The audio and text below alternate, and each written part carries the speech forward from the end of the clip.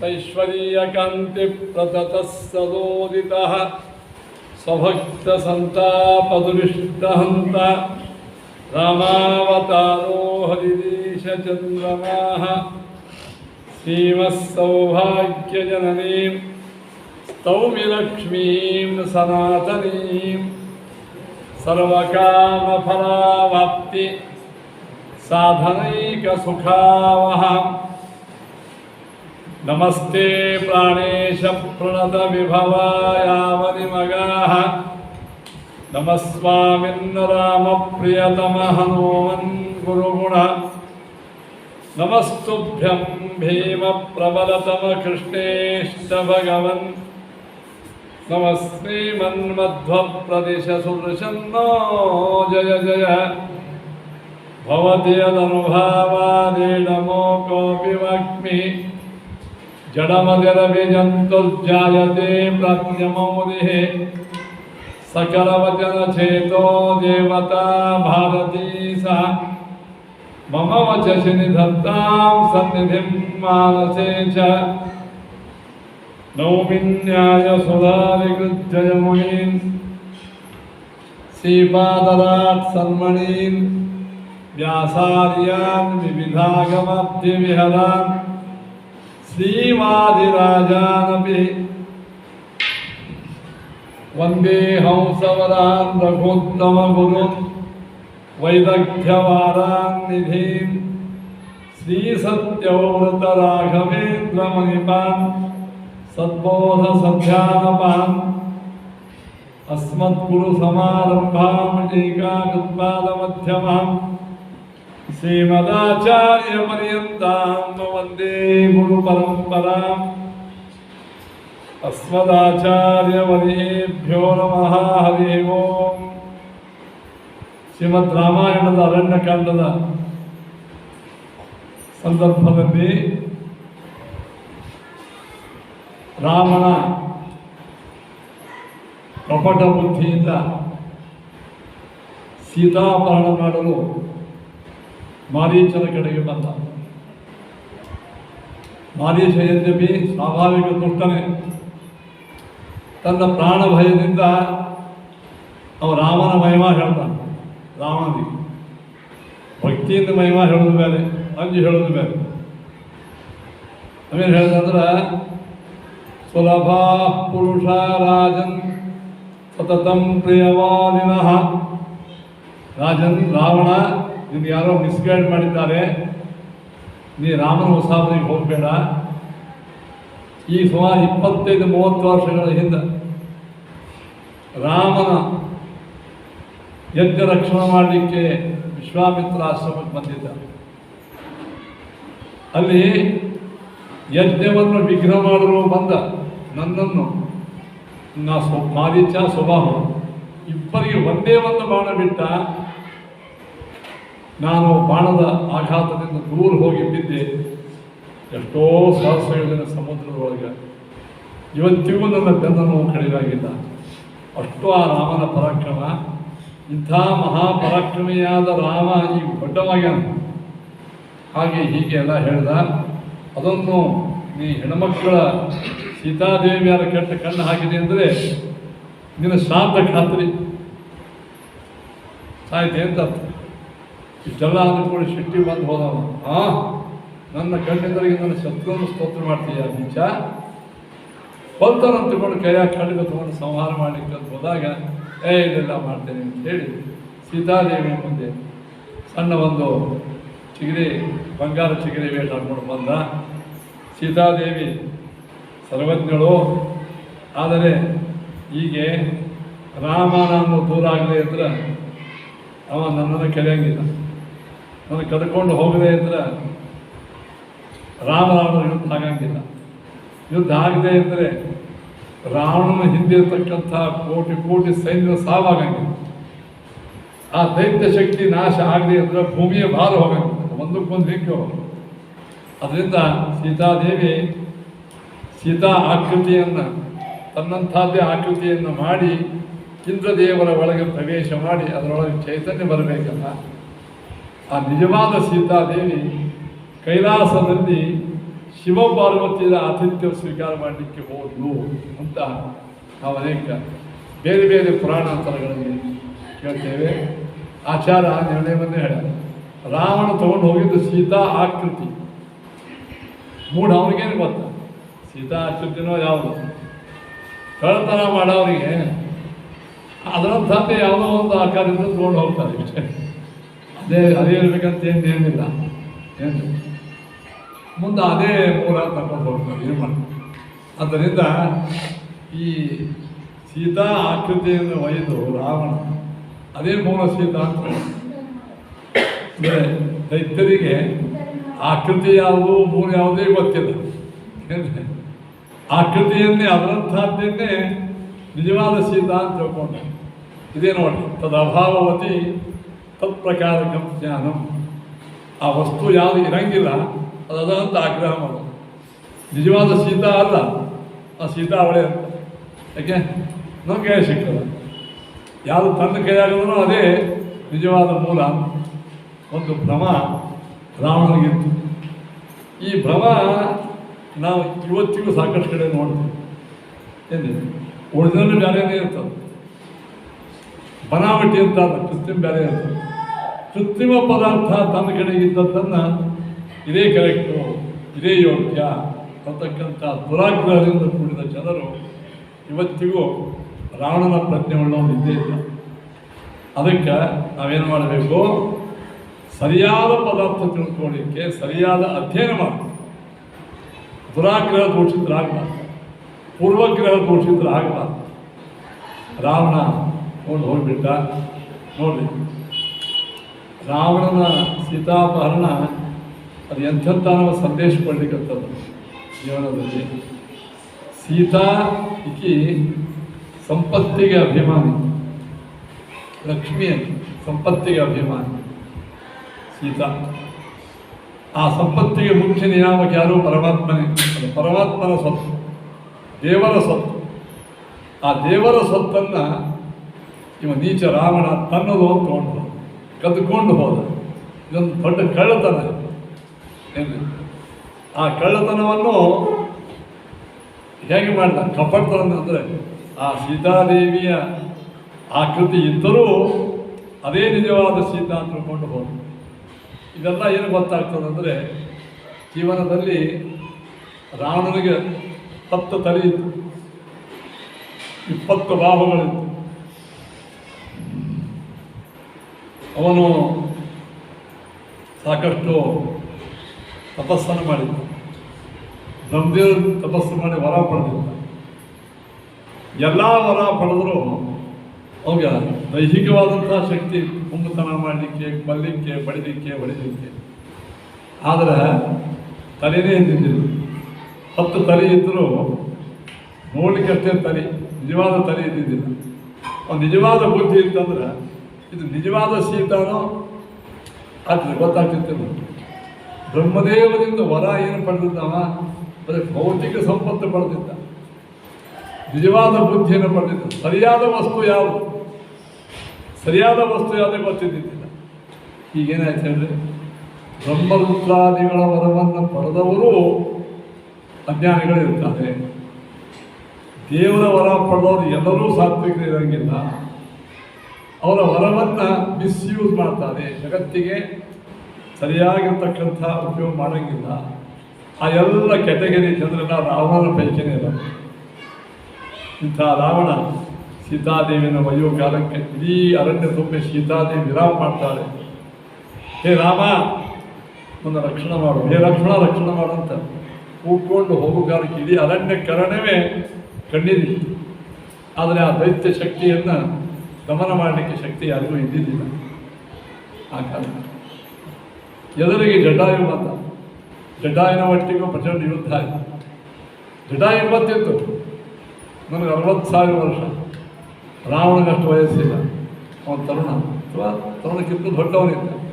ಬ್ರಹ್ಮ ರುದ್ರಾದಿಗಳ ವರ ಹೋಗಲ್ಲ, ಮಾಯಾಯುದ್ಧ ಆಡಬಲ್ಲ. ನನಗೆ ಅಷ್ಟು ಶಕ್ತಿ ಇಲ್ಲ, ಆದರೂ ನಾವು ಪ್ರತಿರೋಧ ಮಾಡಬೇಕು. ಪ್ರತಿರೋಧ ಯಾಕೆ ಮಾಡಬೇಕು? ಇದು ಅನ್ಯಾಯ, ನೀವು ಮಾಡೋದು ಅನ್ಯಾಯ. ಜಗತ್ತಿಗೆ ದುಷ್ಟರು ದುಷ್ಟತನ ಮಾಡಬೇಡ, ಸುಮ್ ಕೊಡ್ರಿ ಅದು ರಾಡಿ ಒಳಗೆ ಕಳ್ಳವು ನಮಗೆ ಸಿಡ್ತದ. ಇಂಥವೆಲ್ಲ ಮಾತಾಡ್ಕೋತಾರೆ. ಎಲ್ಲರೂ ಸ್ವಲ್ಪ ಕೂತದ ಅದೃಷ್ಟ ತಿಳ್ಕೊತಾರೆ. ಸೆಕೆಂಡ್ ರೌಂಡ್ ಇನ್ನೊಮ್ಮೆ ಅಟ್ಯಾಕ್ ಮಾಡೋದು, ಇನ್ನೊಮ್ಮೆ ಅನ್ಯಾಯ ಮಾಡೋದು. ಅನ್ಯಾಯ ಮಾಡುವವರಿಗೆ ಪ್ರತಿರೋಧ ಮಾಡುವವರಿಗೆ ಯಾರೂ ಇಲ್ಲದೆ ಇರ್ತದೆ, ಅನ್ಯಾಯ ಹೆಚ್ಚಾಗುತ್ತೆ. ಅದಕ್ಕೆ ಆರಂಭ ಅವಸ್ಥಾದೊಳಗೆ ಅವರು ಪ್ರಬಲರಾಗಿರ್ಬೋದು. ರಾವಣ ಪ್ರಚಂಡ ಇದ್ದ. ಜಟಾಯು ಅಂದ, ನನ್ನ ಕಾರ್ಯ ನಾ ಮಾಡು, ನನಗೆ ಸಫಲತಾ ಸಿಗಲಿ ಬಿಟ್ಟು, ಸೀತಾ ಸಿಗಲಿ ಬಿಟ್ಟು. ನೀ ಸೀತಾನ ಒಯ್ಯೋದು ಪರಮ ಅನ್ಯಾಯ, ಪರ ಸ್ತ್ರೀಯರನ್ನು ಕದ್ಕೊಂಡು ಒಯ್ಯೋದು ಪರಮ ಅನ್ಯಾಯ.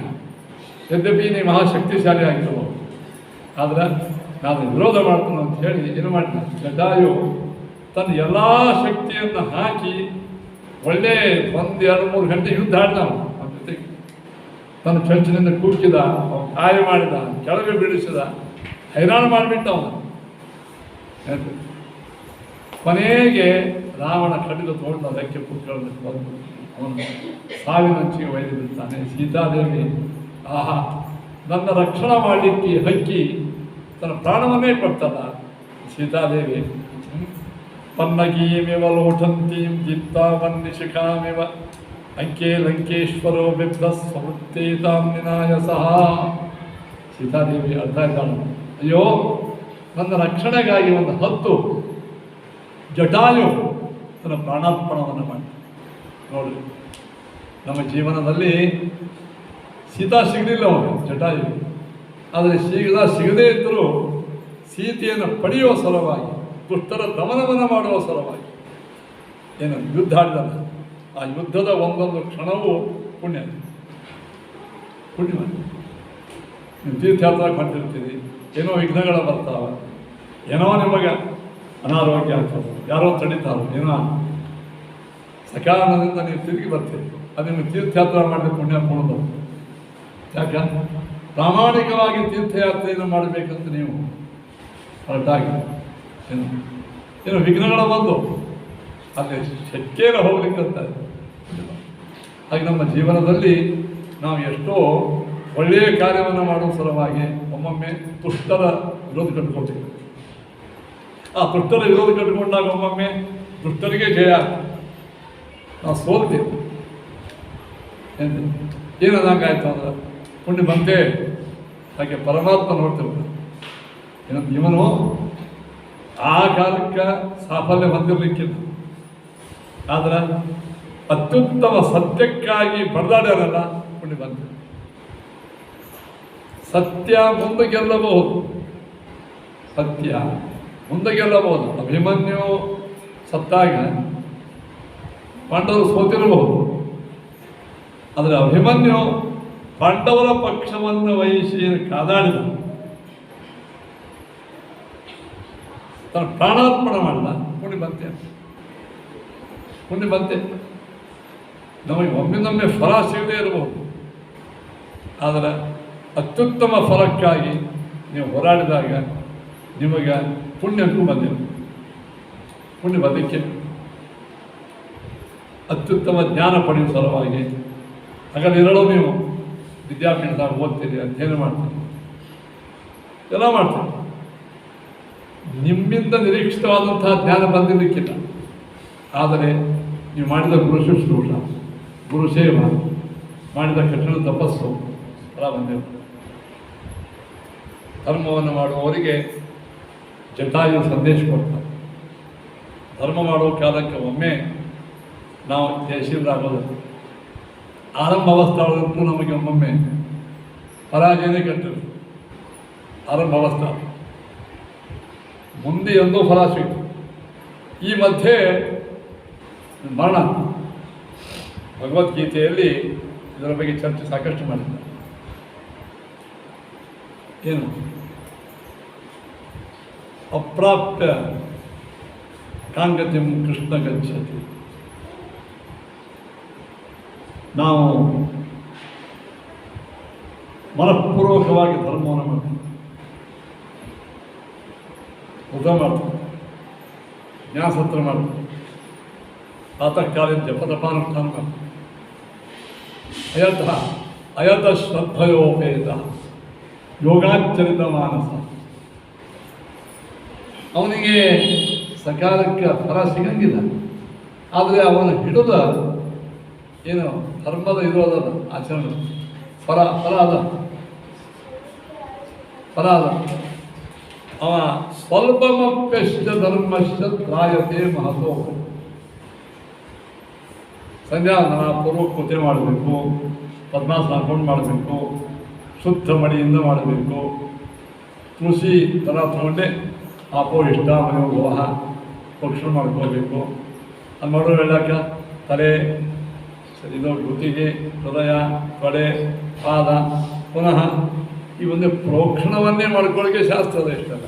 ಆಚಮನ ಮಾಡಬೇಕಾದ್ರೂ ಹಿಂಗೆ ಮಾಡಿ ಒಗ್ಗರಣೆ ಹಾಕೋದು, ಇಲ್ಲಿ ನೀರು ಹಾಕೋದು. ಅದು ನೀರು ಎಷ್ಟು ನೀರು ಸಿಕ್ಕಾಪಟ್ಟೆ ಹಾಕೋಬಾರ್ದು. ಏಕಾಶದಾಗ ಇದ್ರೊಳಗೆ ಎಲ್ಲ ಹೋಯ್ತು ತಿಳ್ಕೊಂಡು ಆಚಮನ ಮಾಡೋ ವೇಳೆಗೆ 2-3 ಸಾಲಿ ನೀರು ಕೊಡೋದು ಅಲ್ಲ. ಆಚರಣೆ ಮಾಡೋ ವೇಳೆಗೆ ಒಂದು ಉದ್ದಿನ ಕಾಳ ಮುಳುಗಲಿಕ್ಕೆ ಎಷ್ಟು ಬೇಕೋ ಅಷ್ಟು ನೀರು ಹಾಕ್ಕೋಬೇಕು. ಅದು ನೀರು ಹೀಗೆ ಕುಡಿಬೇಕು, ಹಿಂಗೆ ಕುಡಿಬಾರ್ದು. ಇದು ಹೀಗೆ ಯಾಕೆ ಕುಡಿದಾರೆ ಬರ್ತದೆ? ಚಹಾ ಮುದ್ರ, ಇದು ತೀರ್ಥ ಮುದ್ರ, ಹಿಂಗೆ ಹೋಗ್ಬೇಕು. ಆಚರಣೆ ಹಿಂಗೆ ಕುಡಿಬೇಕು, ಹಿಂಗೂ ಕುಡಿಬಾರ್ದು. ಆಚಮನಕ್ಕೆ ಇಷ್ಟು ನಿಯಮ. ತೀರ್ಥ ತಗೊಳ್ಳಿ ಹಾಕೂ ಮಾಡಿ ಆ ತೀರ್ಥ ತಗೊಳ್ಳಿ ಹಾಕ ದೊಡ್ಡವರು ಕೊಡೋ ತೀರ್ಥ ಅದಕ್ಕೆ ದೊಡ್ಡವ್ರ ಕೈಯಿಂದ ತಗೊಳ್ಬೇಕು. ಅಲ್ಲಿಟ್ಟ ತೊಗೊಂಡು ಹೋಗ್ರಿ ಅಂತ ಅನ್ನಲಿಕ್ಕೆ ಅದೇನು ವಾಸಂತಿ ಚಹಾ ಅಲ್ಲ, ಅಲ್ಲಿಟ್ಟ ತೊಗೊಂಡು ಹಾಕೊಂಡು ಹೋಗ್ರಿ. ತೀರ್ಥವನ್ನು ಕೊಡ್ತಕ್ಕಂಥವ್ರನ್ನ ಇದೆಯೋ ಅವ್ರ ಪುಣ್ಯ ಮನೆ ಬರ್ತದೆ. ದೊಡ್ಡವರು ಮಾಡಿದ ತೀರ್ಥ ತಗೊಳ್ಬೇಕು. ಆ ತೀರ್ಥವನ್ನು ಹನಿ ಕೆಳಗೆ ಬಿದ್ದರೆ ಒಂದು 100 ಆಕಳಕ್ಕೆ ಒಂದು ಮಹಾಪಾಪ. ಅದು ಯಾರಾದರೂ ತುಳಿದ್ರೆ ಗೋಹತ್ಯೆ ಹೆಚ್ಚಾಗ್ತದೆ. ಅದಕ್ಕೆ ಕೆಳಗೆ ಹಿಂಗೆ ಇಟ್ಕೊಂಡು ಹಿಂಗೆ ತಗೋಬರ್ತದೆ. ಕೆಳಗೆ ಒಂದು ಹನಿ ಬೀಳಬಾರ್ದು, ಅದ್ರ ಮೇಲೆ ಕಾಲು ಇಡಬಾರ್ದು. ಯಾರೋ ಒಂದು ಆಚಾರ ಇಷ್ಟೆಲ್ಲ ಹೇಳ್ತಾರೆ, ತೀರ್ಥ ತೊಗೊಳ್ಳೇ ಬಿಟ್ಟರೆ ಚಲೋಲ್ಲ. ತೀರ್ಥ ತೊಗೊಂಡೋಗಿ ಇಷ್ಟೆಲ್ಲ ಹಾನಿ ಆಗೋದಿತ್ತು ಯಾವುದೇ ಅಷ್ಟೆಲ್ಲ ತೊಗೊಳ್ಳೋದು ಬಿಟ್ಟರೆ ಮಹಾಪಾಪ. ಇಲ್ಲೇ ಇಷ್ಟೆಲ್ಲ ನೀವು ಮಾಡೋವೆಲ್ಲ ತಪ್ಪಾಗ್ಯ, ಯಾರೇ ನಮ್ಮನೇಲಿ ಎಲ್ಲ ತಪ್ಪಾಗಿ. ಈ ತಪ್ಪಿಗೆ ಪ್ರಾಯಶ್ಚಿತ್ತ ಉಂಟೆ ಅದ ನೀವು ಅತಿ ಸ್ವಲ್ಪ ಹೇಗೋ ಮಾಡಿದರೂ ಪುಣ್ಯ ಬಂದೇ ಪಾಪ ಬರಂಗಿಲ್ಲ. ಆದರೆ ಒಂದು ಪಾಪ ಯಾವಾಗ ಬರಂಗಿಲ್ಲ ಅಂದ್ರೆ ಸದ್ಯೋ ಒಂದೇ ತಮ್ಮ ಮಂತ್ರಹೀನಂ ಕ್ರಿಯಾಹೀನಂ ಭಕ್ತಿಹೀನಂ ಸಮಾಪತೆ ಯತ್ ತಂತುಮಯಾದೇವ ಅಂತ ಕ್ಷಮಿಸಮಾಡ ದೇವರೇ, ನನಗೆ ಅಜ್ಞಾನಿ ಇದ್ದೀನಿ, ನನಗೆ ಗೊತ್ತಿಲ್ಲ, ತಿಳ್ಕೋಬೇಕೆಂಬುವಂಥ ಹವ್ಯಾಸ ತಿಳಿದಿಲ್ಲ. ನೀನು ಅಚ್ಯುತ ಅನಂತ ಗೋವಿಂದ ಅಂತ ನಮ್ಮ ಕರ್ಮಗಳು ಮುಗಿದ ಮೇಲೆ ಪ್ರಾಯಶ್ಚಿತ್ತ ಮಾಡಿಕೊಂಡ್ರೆ ನಿಮಗಿನ ಮಾಡಿದ ಪಾಪ ಎಲ್ಲ ಹೋಗ್ಬೋದು. ಇಲ್ಲೇ ಕೇಳ್ಕೊಳ್ತೀನಿ, ಜಟಾಯು ಸಾಕಷ್ಟು ದುಷ್ಟ ಶಕ್ತಿ ಒಟ್ಟಿಗೆ ಹೋರಾಡಿದ ಎಲ್ಲ ಆಯಿತು. ಕೊನೆಗೆ ರಾವಣನು ಕೊಂದ, ಸೀತಾ ತಗೊಂಡು ಹೋದ. ಏನು ಮಾಡ್ದಂಗೆ ಆಯ್ತವ? ಪ್ರಾಣ ಕಳ್ಕೊಂಡ. ಸೀತಾ ಸಿಕ್ಕಲೇನು? ಸಿಕ್ಕಿಲ್ಲ. ಅದಕ್ಕೆ ದುಷ್ಟರ ಕಂಡು ದೂರ ಇರಬೇಕು ಅಂತ ಕೆಲವು ಈ ಕಥೆ ಹೇಳಿ ನಮ್ಮಲ್ಲಿ ಮತ್ತೆಷ್ಟು ನಪುಂಸಕತ್ವ ಹುಟ್ಟಿಸ್ತಾರೆ. ಇಲ್ಲ, ಅವನಿಗೆ ಮಹಾಫಲ ಬಂತು, ಅವನಿಗೆ ಬ್ರಹ್ಮಲೋಕ ಆಯ್ತಂತ ಅವನಿಗೆ. ಯಾಕೆ? ದುಷ್ಟ ಶಕ್ತಿಯ ಒಟ್ಟಿಗೆ ನೀ ಕಾದಾಡಿದ್ದಿಲ್ಲ, ಪುಣ್ಯ ಬಂತೆ. ಆ ದುಷ್ಟ ಶಕ್ತಿ ಸೋಲ ಮುಂದೆ ಹಾಕೊಳ್ಳ, ನಿನ್ನಿಂದ ಸೋತಿಲ್ಲ, ಓಕೆ. ನೀನು ನಿನ್ನ ಕರ್ತವ್ಯವನ್ನು ಪರಿಪಾಲನೆ ಮಾಡಿದೆ ಇಲ್ಲೋ ಸಾಕು. ನಿನ್ನ ಸುತ್ತಮುತ್ತಲಿಂದ ಕಸ ನೀನು ತೆಗೆದ್ರೆ ಸಾಕು. ಮತ್ತೆ ಕಸ ಬಂದು ಬೀಳುವುದೇ ಅಲ್ಲೇ ಮತ್ತೆಲ್ಲ ಹಿಂಗೆಲ್ಲಿಗಂತ ತೆಗೆದ. ನಮ್ಮ ಸುತ್ತಮುತ್ತಲಿನ ವಾತಾವರಣ ಸ್ವಚ್ಛ ಮಾಡ್ಕೊಂಡು ನಮ್ಮ ಪುಣ್ಯ ಬಂತೆ ಏನು. ಆದ್ರೆ ಇಡೀ ಜಗತ್ತಿನೊಳಗೆ ತಿದ್ದಕ್ಕೆ ನಮಗೆ ಶಕ್ಯ ಇಲ್ಲ ಅಂತ ನಾವು ಕೈ ಚಲಿ ಕೊಟ್ಬಿಟ್ಟು ಆ ಕರ್ಮವನ್ನು ಬಿಟ್ಟದ್ದು ಮಹಾಪಾಪ. ಅದನ್ನು ಪ್ರತಿಯೊಬ್ಬರು ಏನು ಮಾಡಬೇಕು? ಕರ್ಮಗಳನ್ನು ಮಾಡಲೇಬೇಕು. ಆ ಜಟಾಯು ತನ್ನ ಇಡೀ ವಯಸ್ಸಿನೊಳಗೆ ಅಷ್ಟು ರೋಷದಿಂದ ದುಷ್ಟ ಶಕ್ತಿಯ ಒಟ್ಟಿಗೆ ದಮನವನ್ನು ಮಾಡಿದ್ದರಿಂದ ಅವನಿಗೆ ಮಹಾಪುಣ್ಯ ಬಂತು. ಸೀತಾದೇವಿಯನ್ನು ಸ್ಪರ್ಶ ಮಾಡ್ತಾನೆ. ಜಟಾಯು, ಜಟಾಯೋ ನಿನ್ನ ಅವಸ್ಥಾನ ನಮಗೆ ಭಾಳ ದುಃಖ ಆಗ್ತದೆ ಅಂತ ನಾನು ಈಗ ಅದಕ್ಕೆ ಅವರ ಸ್ತ್ರೀನ ಏನು ಮಾಡಲಿಕ್ಕೆ ಶಕ್ಕಿಲ್ಲ ಅಂತೇಳಿ ಹೋಗಿಬಿಟ್ರು. ಅವನು ಕರ್ಕೊಂಡು ವಿಮಾನದಾಗ ಕೊಟ್ಕೊಂಡು ಹೋದ ದೈತ್ಯ. ಅವನ ಕಾಮಗಾಮಿ ವಿಮಾನ ನೋಡಿ ನಾಸಿಕಲ್ಲೇ ಒಂದು 10 ನಿಮಿಷ ಒಳಗೇನೆ ಹಂಪಿ ಬಂತು. 10 ಮಿನಿಟ್ನೊಳಗೆ ಅವನ ಆಕಾಶ ಮಾರ್ಗದಲ್ಲಿ ಹೊಂಟಾನ. ಪುಷ್ಪಕ ವಿಮಾನದೊಳಗೆ ಸೀತಾದೇವಿ ಕೂತಾಳ. ಇವ ನೀಚ ಮುಂದೆ ಮುಂದೆ ಕೂತಾನ. ಅವ್ನಿಗೆ ಇನ್ನೂ ಏನು ಸಿಟ್ಟಂದ್ರೆ ಜಟಾಯು ನಾನು ಕೊಲ್ಲಿಕ್ಕೆ 4-5 ತಾಸು ತಗೊಂಡಲ್ಲ, ನನಗೆ ಶಕ್ತಿ ಇದ್ದರೂ ಅಂತೂ ಅವನಿಗೂ ಅಂಜಿಕೆ ಹುಡ್ತು. ಒಂದು 10 ಯಾವುದನ್ನು ನಾನು ಒಂದು ಕ್ಷಣದಾಗ ಕೊಲ್ಲಬೇಕು ಸಾಯ್ದಿಲ್ಲ. ಇನ್ನೂ ಅವನ ವಿಮಾನಕ್ಕೆ ಪೆಟ್ಟು ಕೂತಿದ್ದ. ಅವ್ನು ಹೀಗೆ ಚಿಂತ ಆಗ್ತದ ಮುಂದೆ ಹೊಂಟಿದ್ದ, ಹಿಂದಿಂದ ಸೀತಾ ಕೂತಿದ್ದ. ಸೀತಾ ಏನು ಮಾಡಿದ್ರು, ಆ ಹಂಪಿ ಬಂತು. ಅಂದರೆ ಈಗೇನು ವಿಜಯನಗರದ ಗುಡ್ಡ, ಅಲ್ಲಿ ಸುಗ್ರೀವ, ಹನುಮಂತ, ಜಾಂಬವಂತ, ಗಯ, ಗವಾಕ್ಷ 5 ಮಂದಿ ಕಪಿಗಳು ದೊಡ್ಡ ಶಿಲಾಂಗಾನ ಕೂತಿದ್ರು. ಸೀತಾದೇವಿಗೆ ಅಲ್ಲಿಂದ ನೋಡಿದ್ರು. ಅವಳನ್ನಂತ ನನ್ನ ಗುರುತು ಗೊತ್ತಾಗಿ ನನ್ನ ಪ್ರತಿ ಅಂತ ಹೇಳಕ್ಕೆ ಏನು ಮಾಡಿ ತಂದ ಇದು ಇತ್ತಲ್ಲ ಸೆರಗು, ಆ ಸೆರಗು ಮುಂದಿನ ಭಾಗ ಹರಿದು ಹರಿದು ಅದರೊಳಗೆ ತನ್ನ ಪವಿತ್ರವಾದಂಥ ಬಂಗಾರದ ಆಭರಣ ಇತ್ತು ನೋಡಿ. ಆಭರಣ ಎಲ್ಲ ಆ ಬಟ್ಟೆ ಒಳಗೆ ಹಾಕಿ ಕಟ್ಟಿ ಕೆಳಗೆ ಒಗೆದು ಆರಾಮ ಹನುಮಂದಿರಿಗೆ ಕ್ಯಾಚ್ ಹಿಡಿದ್ಬಿಟ್ರು. ಹನುಮಂದಿರಿಗೆ ಗೊತ್ತಿತ್ತು ಅಂತ ಸೀತಾ ಪಂಟ ಕಣ್ಣು ಹತ್ತಿದ. ಸುಗ್ರೀವ್ ಹೇಳಿದ್ರು ಈಗ ಹೋಗಬೇಡ, ಬೇಡ. ಸುಗ್ರೀವ್ ಗೊತ್ತಾಗಿಲ್ಲ, ಮಂದಿ ಗೊತ್ತಿತ್ತು. ಈ ಸದ್ಯ ಹೋದಿ ಅಂದ್ರೆ, ನೀವು ಹೋದಿ ಅಂದ್ರೆ ರಾಮನ ಭೇಟಿ ಆಗಂಗೆ. ರಾಮನ ಭೇಟಿ ಆಗದೆ ಇದ್ರೆ ನಾವು ಉದ್ಧಾರ ಆಗಿ. ಸುಗ್ರೀವಿಗೆ ಇದು ಹೆಚ್ಚು, ಹನುಮಂತನ ಬಿಟ್ಟಾಗ ಅಂದ್ರೆ ಹೋಗ್ತಿದ್ದಿಲ್ಲ. ಆಯ್ತು ಅಂತ ಹೇಳಿ ಆ ಅರಿವಿ ಗಂಟು, ಬಂಗಾರ ಗಂಟು ಇಟ್ಕೊಂಡು ಕೂತು ನೋಡಿ. ಇದು ಸಂದೇಶ ಸಿಗ್ತಿದೆ. ಯಾರು ಪರೋಪದ್ರವ ಮಾಡಂಗಿಲ್ಲ, ಏನು ಸಜ್ಜನರು ಇರ್ತಾರೆ, ತಮ್ಮ ಪಾಡಿಗೆ ತಾಗಿರ್ತಾರೆ, ವಿಶೇಷವಾಗಿ ರಾಮನ ಸೇವಕರಾಗಲಿಕ್ಕೆ ತಯಾರಾಗ ಅಂಥವ್ರಿಗೆ ಸೀತಾದೇವಿ ತಾನೇ ತನ್ನ ಆಭರಣ ಬಂಗಾರ ಕೊಡ್ತಾಳೆ. ಇವು ರಾವಣ ಎಷ್ಟು ಪ್ರಯತ್ನ ಮಾಡಿದರೂ ಸೀತಾದೇವಿಯನ್ನು ಬಲಾತ್ಕಾರ ಮಾಡಿ ತಗೊಂಡು ಹೋಗಬೇಕು. ಅದೇ ಸೀತಾದೇವಿ ಏನೋ ಬೇಡದೆ ಇದ್ದಂಥ ಹನುಮಂತ ದೇವರಿಗೆ ಬಂಗಾರವನ್ನು ಕೊಟ್ಟ. ಇದು ಏನು ಗೊತ್ತಾಗ್ತದೆ, ರಾಮ ಭಕ್ತರಿಗೆ ಸೀತಾದೇವಿ ಅವ್ರು ಇದ್ದಲ್ಲೇ ಬಂದು ಅನುಗ್ರಹ ಮಾಡಿದರು. ರಾವಣನ ಸ್ವಭಾವ ಇದ್ದವನು ಅವನ ಮನೆ ಮುಂದೆ ಬಂದು ಏನು ಹೇಳಿದರೂ ಬಲಾತ್ಕಾರ ಮಾಡೇ ತಗೊಂಡು ಹೋಗ್ತಾರೆ. ದೈತ್ಯರ ಒಂದು ಕಡೆಗೆ ದೈತ್ಯ ಶಕ್ತಿಗೆ ಬಂದ ಫಲ ರಾವಣಿಗೆ ಸೀತಾನನ್ನು ಬಲಾತ್ಕಾರ ಮಾಡಿ ಸಂಪತ್ತು ಒಯ್ದಿದ್ದಕ್ಕಾಗಿ ಮರಣ ಆಯಿತು. ರಾಮ ಭಕ್ತನಾದಂಥ ಹನುಮಂತ ಕಪಿಗಳಿಗೆ ಸೀತಾದೇವಿಯೇ ಸಂಪತ್ತನ್ನು ಕೊಟ್ಟದ್ದಕ್ಕಾಗಿ ಸಂಪತ್ತು ಒಂದೇ ಅಲ್ಲ, ಮುಂದೆ ರಾಮನೇ ಸಿಕ್ಕ.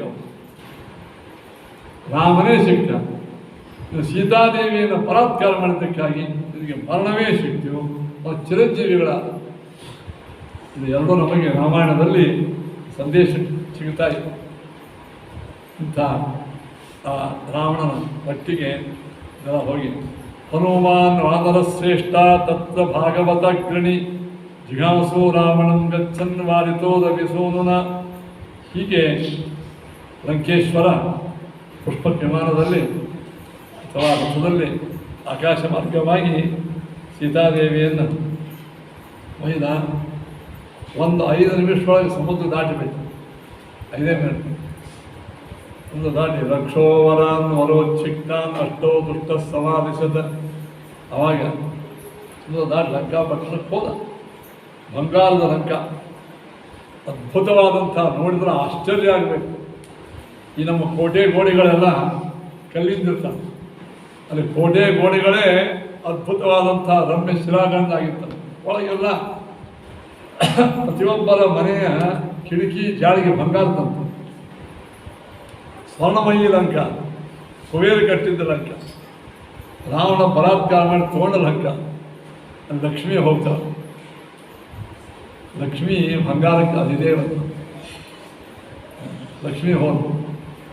ಆ ಲಕ್ಷ್ಮಿ ಸೀತಾದೇವಿ ಕಣ್ಣೀರಿಟ್ಟು ಹೋದ. ಹಾಗಾದ್ರೆ ಯಾವ ಬಂಗಾರದ ಒಳಗೆ ಲಕ್ಷ್ಮೀದೇವಿ ಕಣ್ಣೀರಿಡ್ತಾಳ ಅದು ಅದು ಯಾವ ಬಂಗಾರ? ಅದು ಕಲಿಯ ಬಂಗಾರ, ಲಕ್ಷ್ಮೀ ಬಂಗಾರ. ಅದು ಕಲಿಯಿಂದ ಅಭಿಮನ್ಯಮಾನವಾದ ಬಂಗಾರ, ಅದು ರಾವಣನ ಮುಟ್ಟಿದ ಬಂಗಾರ. ಸೀತಾದೇವಿ ಕಾರಣ ಮಾಡಂಗಿಲ್ಲ, ಸೀತಾ ಇರ್ಲಿಕ್ಕೆ ಪ್ರಯತ್ನ ಮಾಡಂಗಿಲ್ಲ. ಆದರೂ ಅವಳನ್ನು ಬಲಾತ್ಕಾರ ಮಾಡಿ ಕರ್ಕೊಂಡು ಅಂತಃಪುರ ತೋರಿಸಿದ. ರಾವಣನ ಅಂತಃಪುರದ ಒಳಗೆ ಏನು ಎಂಥ ರತ್ನ ಜಟಿತವಾದಂಥ ಕಂಬಗಳು, ಬಂಗಾರದಿಂದ ಮಾಡಿದ ಗೋಡೆಗಳು, ಆಮೇಲೆ ಛಾವಣಿಗಳು. ಅದಂದಂತ ಇಂದ್ರಲೋಕವು ಹಿಂಗಿಲ್ಲ ಸೀತೆ ನೋಡು ನನ್ನ ಸಂಪತ್ತು. ಅವಾಗೇನೋ ಈ ಹೆಣ್ಮಕ್ಳಿಗೆ ಬಂಗಾರ ಬೇರೆ ಕೊಡಿಸ್ಬಿಟ್ರೆ ವಶ ಆಗ್ತಾರ. ಸಾಮಾನ್ಯವಾಗಿ ಅವಾಗ ಆಕಿ ಸುಮ್ಮ ಅರಣ್ಯ ತಿರುಗಾಡೋ ಹುಡುಗಿಗೆ ಗಡ್ಡಿ ಗೆಣಸ ಹಾವಳಿ ವದ್ದಿ ಇದ್ರೊಳಗೆ ಓಡಾಡ್ದಾಕಿ ಈಕಿ ನಾವು ಚಲೋ ಒಳ್ಳೆ ಬಂಗಾರದ ಮಾತು ತೋರಿಸ್ಬಿಟ್ಟಿವಿ ಅಂದ್ರೆ ಆಕಿ ನನ್ನ ವಶ ಆಗ್ತಾಳ ಅಂತ ನಾವು ತಲೆಯೊಳಗೆ. ಯಾರಿಗೆ? ರಾವಣನಿಗೆ. ಕೆಲವರು ಸಂಪತ್ತಿನಿಂದ ಏನು ಬೇಕಾದ ಯಾರನ್ನು ಕೊಳ್ಳಬಹುದು ಅಂತಾರೆ. ಸಂಪತ್ತಿ ಸೀತಾದೇವಿ ತೋರಿಸಿದ. ಪ್ರವಿಶ್ಯಾಂತಃಪುರಂ ತನ್ಮೇ ದರ್ಶಯಾಮಾಸ ರಾವಣ ಸರ್ವ ಸಂಪತ್ಸಮೃದ್ಧಂ ತತ್ ವಚನಂ ಚೇದಮಬ್ರವೀತ್. ಅದೆಲ್ಲ ನೋಡಿ ಸೀತೆ, ಇದೆಲ್ಲ ದೊಡ್ಡ ಮಹಲ್, ರಾಜಮಹಲ. ಅಲ್ಲಿ ನೂರಾರು ಮಂದಿ ಸುಂದರ ಸ್ತ್ರೀಯರಿದ್ದರು, ದೇವತಾ ಸ್ತ್ರೀಯರು, ಅನೇಕ ನಾಗಕನ್ನಿಕೆಯರು, ರಾಕ್ಷಸ ಕನ್ಯೆ, ಅದ್ಭುತವಾದಂತಹ ಸೌಂದರ್ಯ ಅಪ್ಸರಾಸ್ತ್ರೀಯರಿದ್ದರು. ಆಗತೇದಂ ಕಥಂ ದುರ್ಗಂ ರಾಮ ಕಿಂಚಾತ್ರ. ನೋಡು ಇವತ್ತು ಈ ನನ್ನ ಸಂಪತ್ತನ್ನು ನೋಡಿ ನೀನು ಸೀತೆ, ನೀ ನನಗೆ ಒಲದು ಕೇಳ್ಕೊಡು ಒಲದು ನೀನು ನನ್ನ ಸ್ವೀಕಾರ ಮಾಡಿದೆ ಅಂದ್ರೆ ಈ 1000 ಮಂದಿ ಎಲ್ಲ ನನ್ನ ಹೆಂಡದ್ರಿದ್ದಲ್ಲ, ನಿನ್ನ ದಾಸೀರ. ಈ ಸಂಪತ್ತೆಲ್ಲ ನಿಂದೆ ಆಗ. ನೀನು ನನ್ನ ಪತ್ನಿ ಅಂತಲೇ ಅಂದುಬಿಡು ಸಾಕು. ಎಂತಂಕ ಹೋದ ರಾವಣ ಅಂದ್ರೆ ಈ ಸಂಪತ್ತು ನಿಂದೆ, ಈ ಐಶ್ವರ್ಯ ನಿಂದೆ, ಈ ರಾಜ್ಯ ನಿಂದೆ, ಈ ರಾವಣ ನಿನ್ನವನೇ. ನಾ 10 ತಲೆಯಿಂದ ನಮಸ್ಕಾರ ಮಾಡಿದ ಸೀತಾದೇವಿ. ಎದಕ್ಕೆ? ನನ್ನವಳಾಗು. ಇಷ್ಟೆಲ್ಲ ಆದರೂ ಸೀತಾದೇವಿ ಕಣ್ಣು ಮುಚ್ಕೊಂಡ್ಬಿಟ್ಟು ನೋಡಲೇ ಇಲ್ಲ. ಆಮೇಲೆ ಸಿಟ್ಟು ಬಂತ. ಅವಂತ ಇಂಥ ಅಭೇದ್ಯವಾದಂಥ ತ್ರಿಕೂಟ ಪರ್ವತ, ಲಂಕಾಪಟ್ಟಣ, ಕೋಟಿ ಕೋಟಿ ರಾಕ್ಷಸರು. ಅವನ ಕಡೆಗೆ 32 ಕೋಟಿ ರಾಕ್ಷಸ ಸೈನಿಕ, 32 ಕೋಟಿ. ಅಷ್ಟು ನಮ್ಮ ಕಡೆಗೆ ಮಾಸ್ಕೆಟ್ ಇರಂಗಿದೆ, ಕಿವಿಗಳಿರಂಗಿದೆ. ಇಷ್ಟೆಲ್ಲ ಅಭೇದ್ಯವಾದಂತಹ ಕೋಟೆಯನ್ನು, ದುರ್ಗವನ್ನು ದಾಟಿ ರಾಮ ಎಲ್ಲಿ ಬರ್ತಾನೆ? ಈ ರಾಮನ ಮರ್ತು ಬಿಡು. ಕಿಂವಾತ್ವ ಸಾಧೆ ನಿರಾಶಾಭವ ರಾಮೇತ್ವಂ ಭಾರ್ಯಾಮೇ ಸೀಮತೋ ಭವ. ನೀನು ರಾಮ ಸಿಗಂಗಿಲ್ಲ, ಏನು ಮಾಡಿ ಸಿಗಂಗಿಲ್ಲ. ನೀನು ನಿರಾಶಾಳ, ನನ್ನ ಭಾರ್ಯ ಆಗು, ನಿನಗೇನು ಬೇಕಾದ ಸಿಗ್ತದೆ. ಇಂದ್ರ ಚಂದ್ರಾದಿಗಳು ನನ್ನ ಕೈಯಾಗಿದ್ದಾನೆ. ಅಷ್ಟ ದಿಕ್ಪಾಲ ನನ್ನ ಮಾತು ಕೇಳ್ತಾನೆ. ಅವ ರಾಮ ಅರಣ್ಯದೊಳಗೆ ಮಾನವ ಒಂದು 4 ಬಟ್ಟೆ ಉಟ್ಕೊಂಡು ಕೈಯಾಗ ಬೆನ್ನು ತೊಗೊಂಡು ಪಾದಚಾರಿಯಾಗಿ ತಿರುಗಾಡಿಕತ್ತಾನೆ. ಅವನು ಹೆಂಡತಿಯಾಗಿ ಏನು ಮಾಡಿ ಈ ಸಂಪತ್ತು ನೋಡು ಅಂತ ಪ್ರಲೋಭನ ಮಾಡ್ತಾನೆ. ಹೆಣ್ಮಕ್ಳಿಗೆ ಪ್ರಲೋಭನ ಮಾಡಿದ್ರೆ ವಶ ಆಗ್ತಾರೆ ತಿಳ್ಕೊಂಡ. ಆವಾಗ ಸೀತಾ ಏನು ಮಾಡಿ ಕಣ್ಣು ತೆಗೆದು ಅದನ್ನು ಕಡ್ಡಿ ಒಗೆದು, ಕಡ್ಡಿ ಆ ಕಡ್ಡಿನ ನೋಡಿ ಮಾತಾಡ. ರಾವಣ ಈ ಕಡ್ಡಿದ್ದಂಗೆ ನೀನು ನೋಡಂಗೇನ ಕಡ್ಡಿಯಂತೆ, ಅದು ತೃಣದಂತೆ ಅತ್ಯಂತ ತುಚ್ಛನಾದ ನೀನು ಇತ್ಯುಕ್ತ ಸಾಶ್ರು ನೇತ್ರೋಜ ಪುತ್ರ ರಾಮೋ ನಯಸ್ಯತಿ ಗುಪ್ತಂ ಸುರಾಸುರೈಶ್ಚತ್ವಾಂ ಸೂದಯೇತ್ ಭಗವಾನಿತಿ. ರಾವಣ, ನಿನ್ನ ದಿನ ನನಗೆ ಗೊತ್ತಾಯ್ತು, ನೀನು ಮಹಾಪರಾಕ್ರಮಿ, ಏನು ಮಹಾ ಶ್ರೀಮಂತ ಅಂತ ನನಗೆ ಯಾರೋ ಹೇಳಿದ್ರು. ನಾ ಕಣ್ಣಾರೆ ಕಂಡೆ ಏನು. ಆದರೆ ಇವತ್ತು ಒಂದು ಮಾತ್ರ ಗೊತ್ತಾಯ್ತು, ಇಡೀ ಜಗತ್ತಿನ ನಿನ್ನಂತ ಹೇಳಿ ಯಾರೂ ಇಲ್ಲ. ನೋಡಿ ಸೀತಾ ಎಲ್ಲ ಅಲ್ಲಿದ್ದಾಳೆ, ಎಲ್ಲೋ ಅಲ್ಲ. ರಾಮನ ಸ್ವಭಾವ ನನಗೆ ಗೊತ್ತಾಳೆ. ಸ್ವಭಾವ ಅವನು ಅರಮನೆ ನೋಡಿ. ನೀ ಹೇಳಿ ಯಾಕೆ? ನೀ ನಿರ್ಬಲ ಯಾಕೆ ಕೇಳಿದ್ರೆ, ನೀ ನಿಜವಾದ ಮಹಾಪರಾಕ್ರಮಿ ಇದ್ದೆ ಅಂದ್ರೆ ಸೈನ್ಯ ತಗೊಂಡು ಪಂಚವಟಿಗೆ ಬಂದು ನನ್ನ ಗಂಡ ಇದ್ದಾಗ ಯುದ್ಧವನ್ನು ಆಡಿ ಅವನ ಸೋಲಿಸಿ ನೀವು ಒಯ್ಯಬೇಕಾಗಿತ್ತು. ಅಲ್ಲೇ ಗೊತ್ತಾಯ್ತು ನಿನ್ನ ಒಳಗೆ ರಾಮನ ಬಗ್ಗೆ ಅಂಜಿಕೆದ,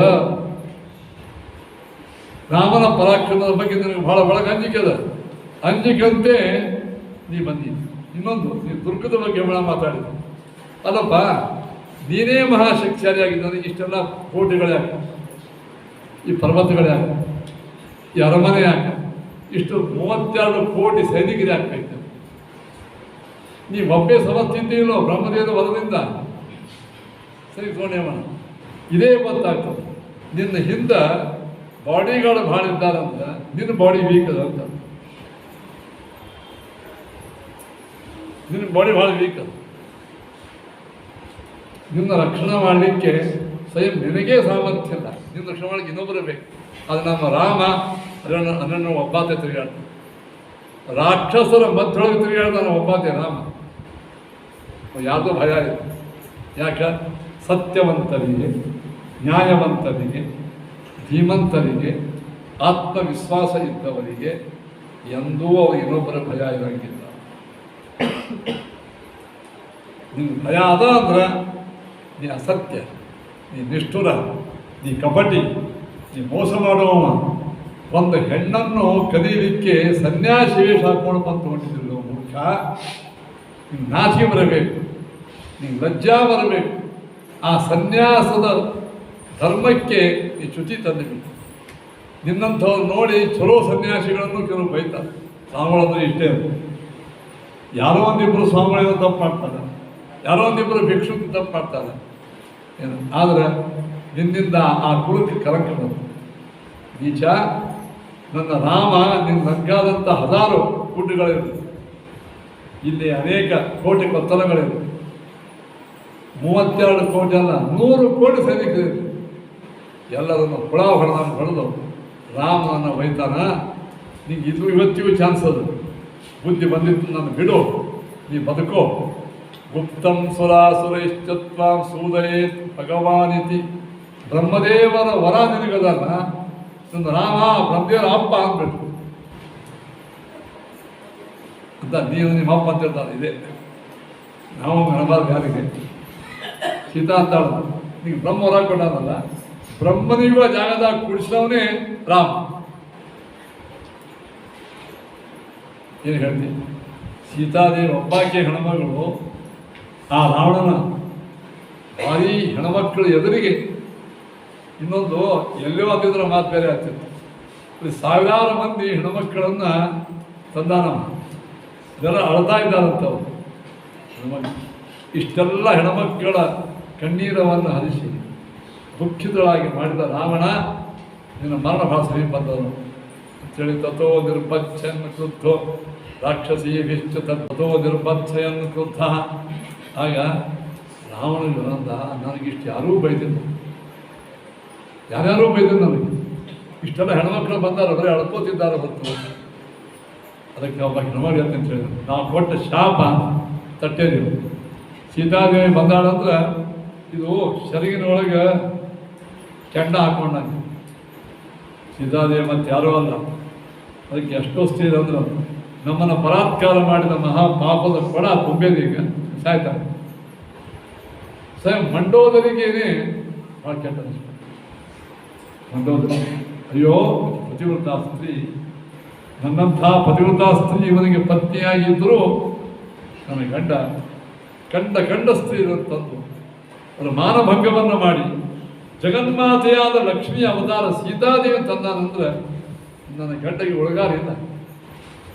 ಸ್ವಯಂ ಮಂಡೋದರಿಯು ಕೂಡ ಶೋಕಿ ಮಾಡಿದ.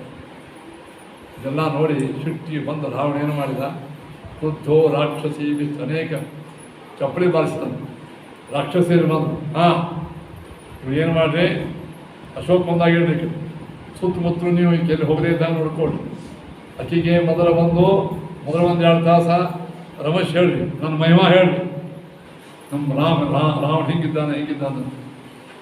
ಆಮೇಲೆ ಕೇಳದೆ ಇದ್ರೆ ಆಕೆ ಬೈರಿ, ಮತ್ತೂ ಕೇಳದೆ ಇದ್ರೆ ಆಕೆಗೆ ಏನು ಮಾಡಿ ಅಂದಿಸಿ. ಆಕೆ ಗಂಡೆದರಿಗೇನೆ ಮಾಂಸವನ್ನು ಅದನ್ನು ಕಡಿದು ನೀವು ತಿಂತಾ ಇರಿ. ಆಕೆ ಹೇಳ್ರಿ, ಹಿಂದೂ ಪರಿಸ್ಥಿತಿ ಹಿಂಗೆ ಬರ್ತದೆ. ಸೀದಾಗಿ ಹೇಳಿಬಿಟ್ಟ ರಾವಣ, ನಾನು ನಿನಗೆ ಸಾಮೋಪಾಯ ಮಾಡಿ ಹೇಳಿದೆ, ಒಳ್ಳೆಯ ಮಾತಿನಿಂದ ಹೇಳಿದೆ, ನಿನಗೆ ಅನೇಕ ಆಶೆ ಆಕಾಂಕ್ಷೆಗಳನ್ನು ಪೂರೈಕೆ ಮಾಡ್ತಂತ ಹೇಳಿದ್ರು, ನಿನಗೆ ನಮಸ್ಕಾರ ಮಾಡ್ತಂತ ಹೇಳಿದ್ರು, ನೀನು ದಾಸ ಆಗ್ತಂತ ಹೇಳಿದ್ರು. ನೀನು ಕೇಳಿಲ್ಲಲ್ಲ. ಈಗ ನೋಡು, 12 ತಿಂಗಳು ನಾನು ನಿನಗೆ ಫಾಯ್ದಾ ಅಂತ ಮಾತು ಕೊಟ್ಟೆ. 12 ತಿಂಗಳು ನೀನು ಏನೂ ಕೂಡ ನನ್ನ ಮಾತು ಕೇಳದೆ ಇದ್ದರೆ ಈ ಎಲ್ಲ ರಾಕ್ಷಸ ಹೇಳ್ತಾರೆ. 12 ತಿಂಗಳಾದ ನಂತರ ಇವಳ ಮಾಂಸವನ್ನು ಕಟ್ಟು ಮಾಡಿ ನನ್ನ ಮುಂಜಾನೆ ಫಳಾರಕ್ಕೆ ಕೊಡ್ರಿ ಊಟಕ್ಕೆ. ಆ ಊಟಕ್ಕೆ ಎಮ್ಮೆ ಮಾಂಸ ತಿಂತಿದ್ವಿ ನಾವು, ಹಂದಿ ಮಾಂಸ, ಎಮ್ಮೆ ಮಾಂಸ. ಮನುಷ್ಯರ ಮಾಂಸ ಭಾಳ ಕೋಮಲ್ ಇರ್ತದೆ. ಅದಕ್ಕೆ ಮಧ್ಯಾಹ್ನದೊಳಗೆ ಗಟ್ಟಿ ಊಟ ಮಾಡ್ತಾರೆ. ಮುಂಜಾನೆ ಸುಮ್ಮ ಅವಲಕ್ಕಿ, ಉಪ್ಪಿಟ್ಟು, ಹಾಲು ಕೊಡ್ತು, ಲೈಟ್ ಫುಡ್ ಅಂತ PG ಲೈಟ್ ಫುಡ್ ಸಣ್ಣದು. ಹಾಗೆ ಸೀತಾದೇವಿ ದೇಹದ ಮಾಂಸವನ್ನು ನನ್ನ ಮುಂಜಾನೆ ಫಳಾರಕ್ಕೆ ಕೊಡ್ರಿ ಅಂತ ಇಷ್ಟು ಹೇಳಿ ಹೋಗ್ಬಿಟ್ಟು ರಾಕ್ಷಸಿ ನಗ್ಬಿಟ್ರು. ಅವನ್ನೆಲ್ಲರೂ ಕರ್ಕೊಂಡು ಹೋಗಿ ಸುತ್ತಮುತ್ತಲು ಕೂತರು.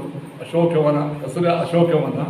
ಸೀತಾದೇವಿಗೆ ಶೋಕ ನೋಡಿ, ಹೆಸರು ಯಾರು ತಿಂದರೂ ಬರ್ತೀವಿ. ಅಲ್ಲಿ ಶೋಕವೇ ಶೋಕ. ಹಂಸೀವ ಚಿಟ್ಟಿಬಿಸ್ಸ, ಹಂಸ ಪಕ್ಷಿ ನಡುವ ಏನು, ಹಂಸ ಪಕ್ಷಿ ನಡುವ ದಿವಕ್ಕಿ ಇರ್ತದ ಹಕ್ಕುದಂಗಾಗಿ.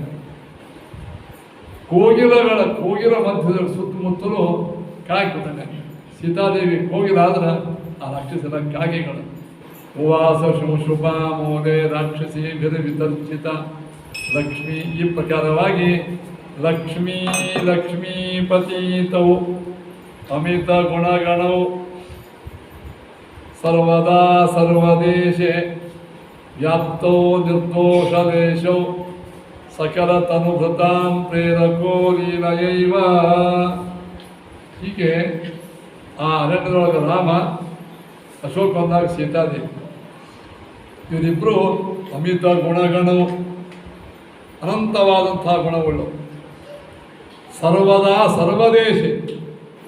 ಸೀತಾದೇವಿ ಅಪಹರಣ ಆಯಿತು ಅಂದ್ರೆ ಸೀತಾದೇವಿ ರಾಮಿ ಜನ ಇಲ್ಲ ತಿಳ್ಕೋಬೇಡ, ಅದೃಶ್ಯ ಆಗಿದ್ದಿಷ್ಟೇ. ರಾಮನ ಒಟ್ಟಿಗೆ ಅವರ ಕಾಣುವಾಗ ಯಾವಾಗಲೂ ಇತ್ತು ಸೀತಾದೇವಿ.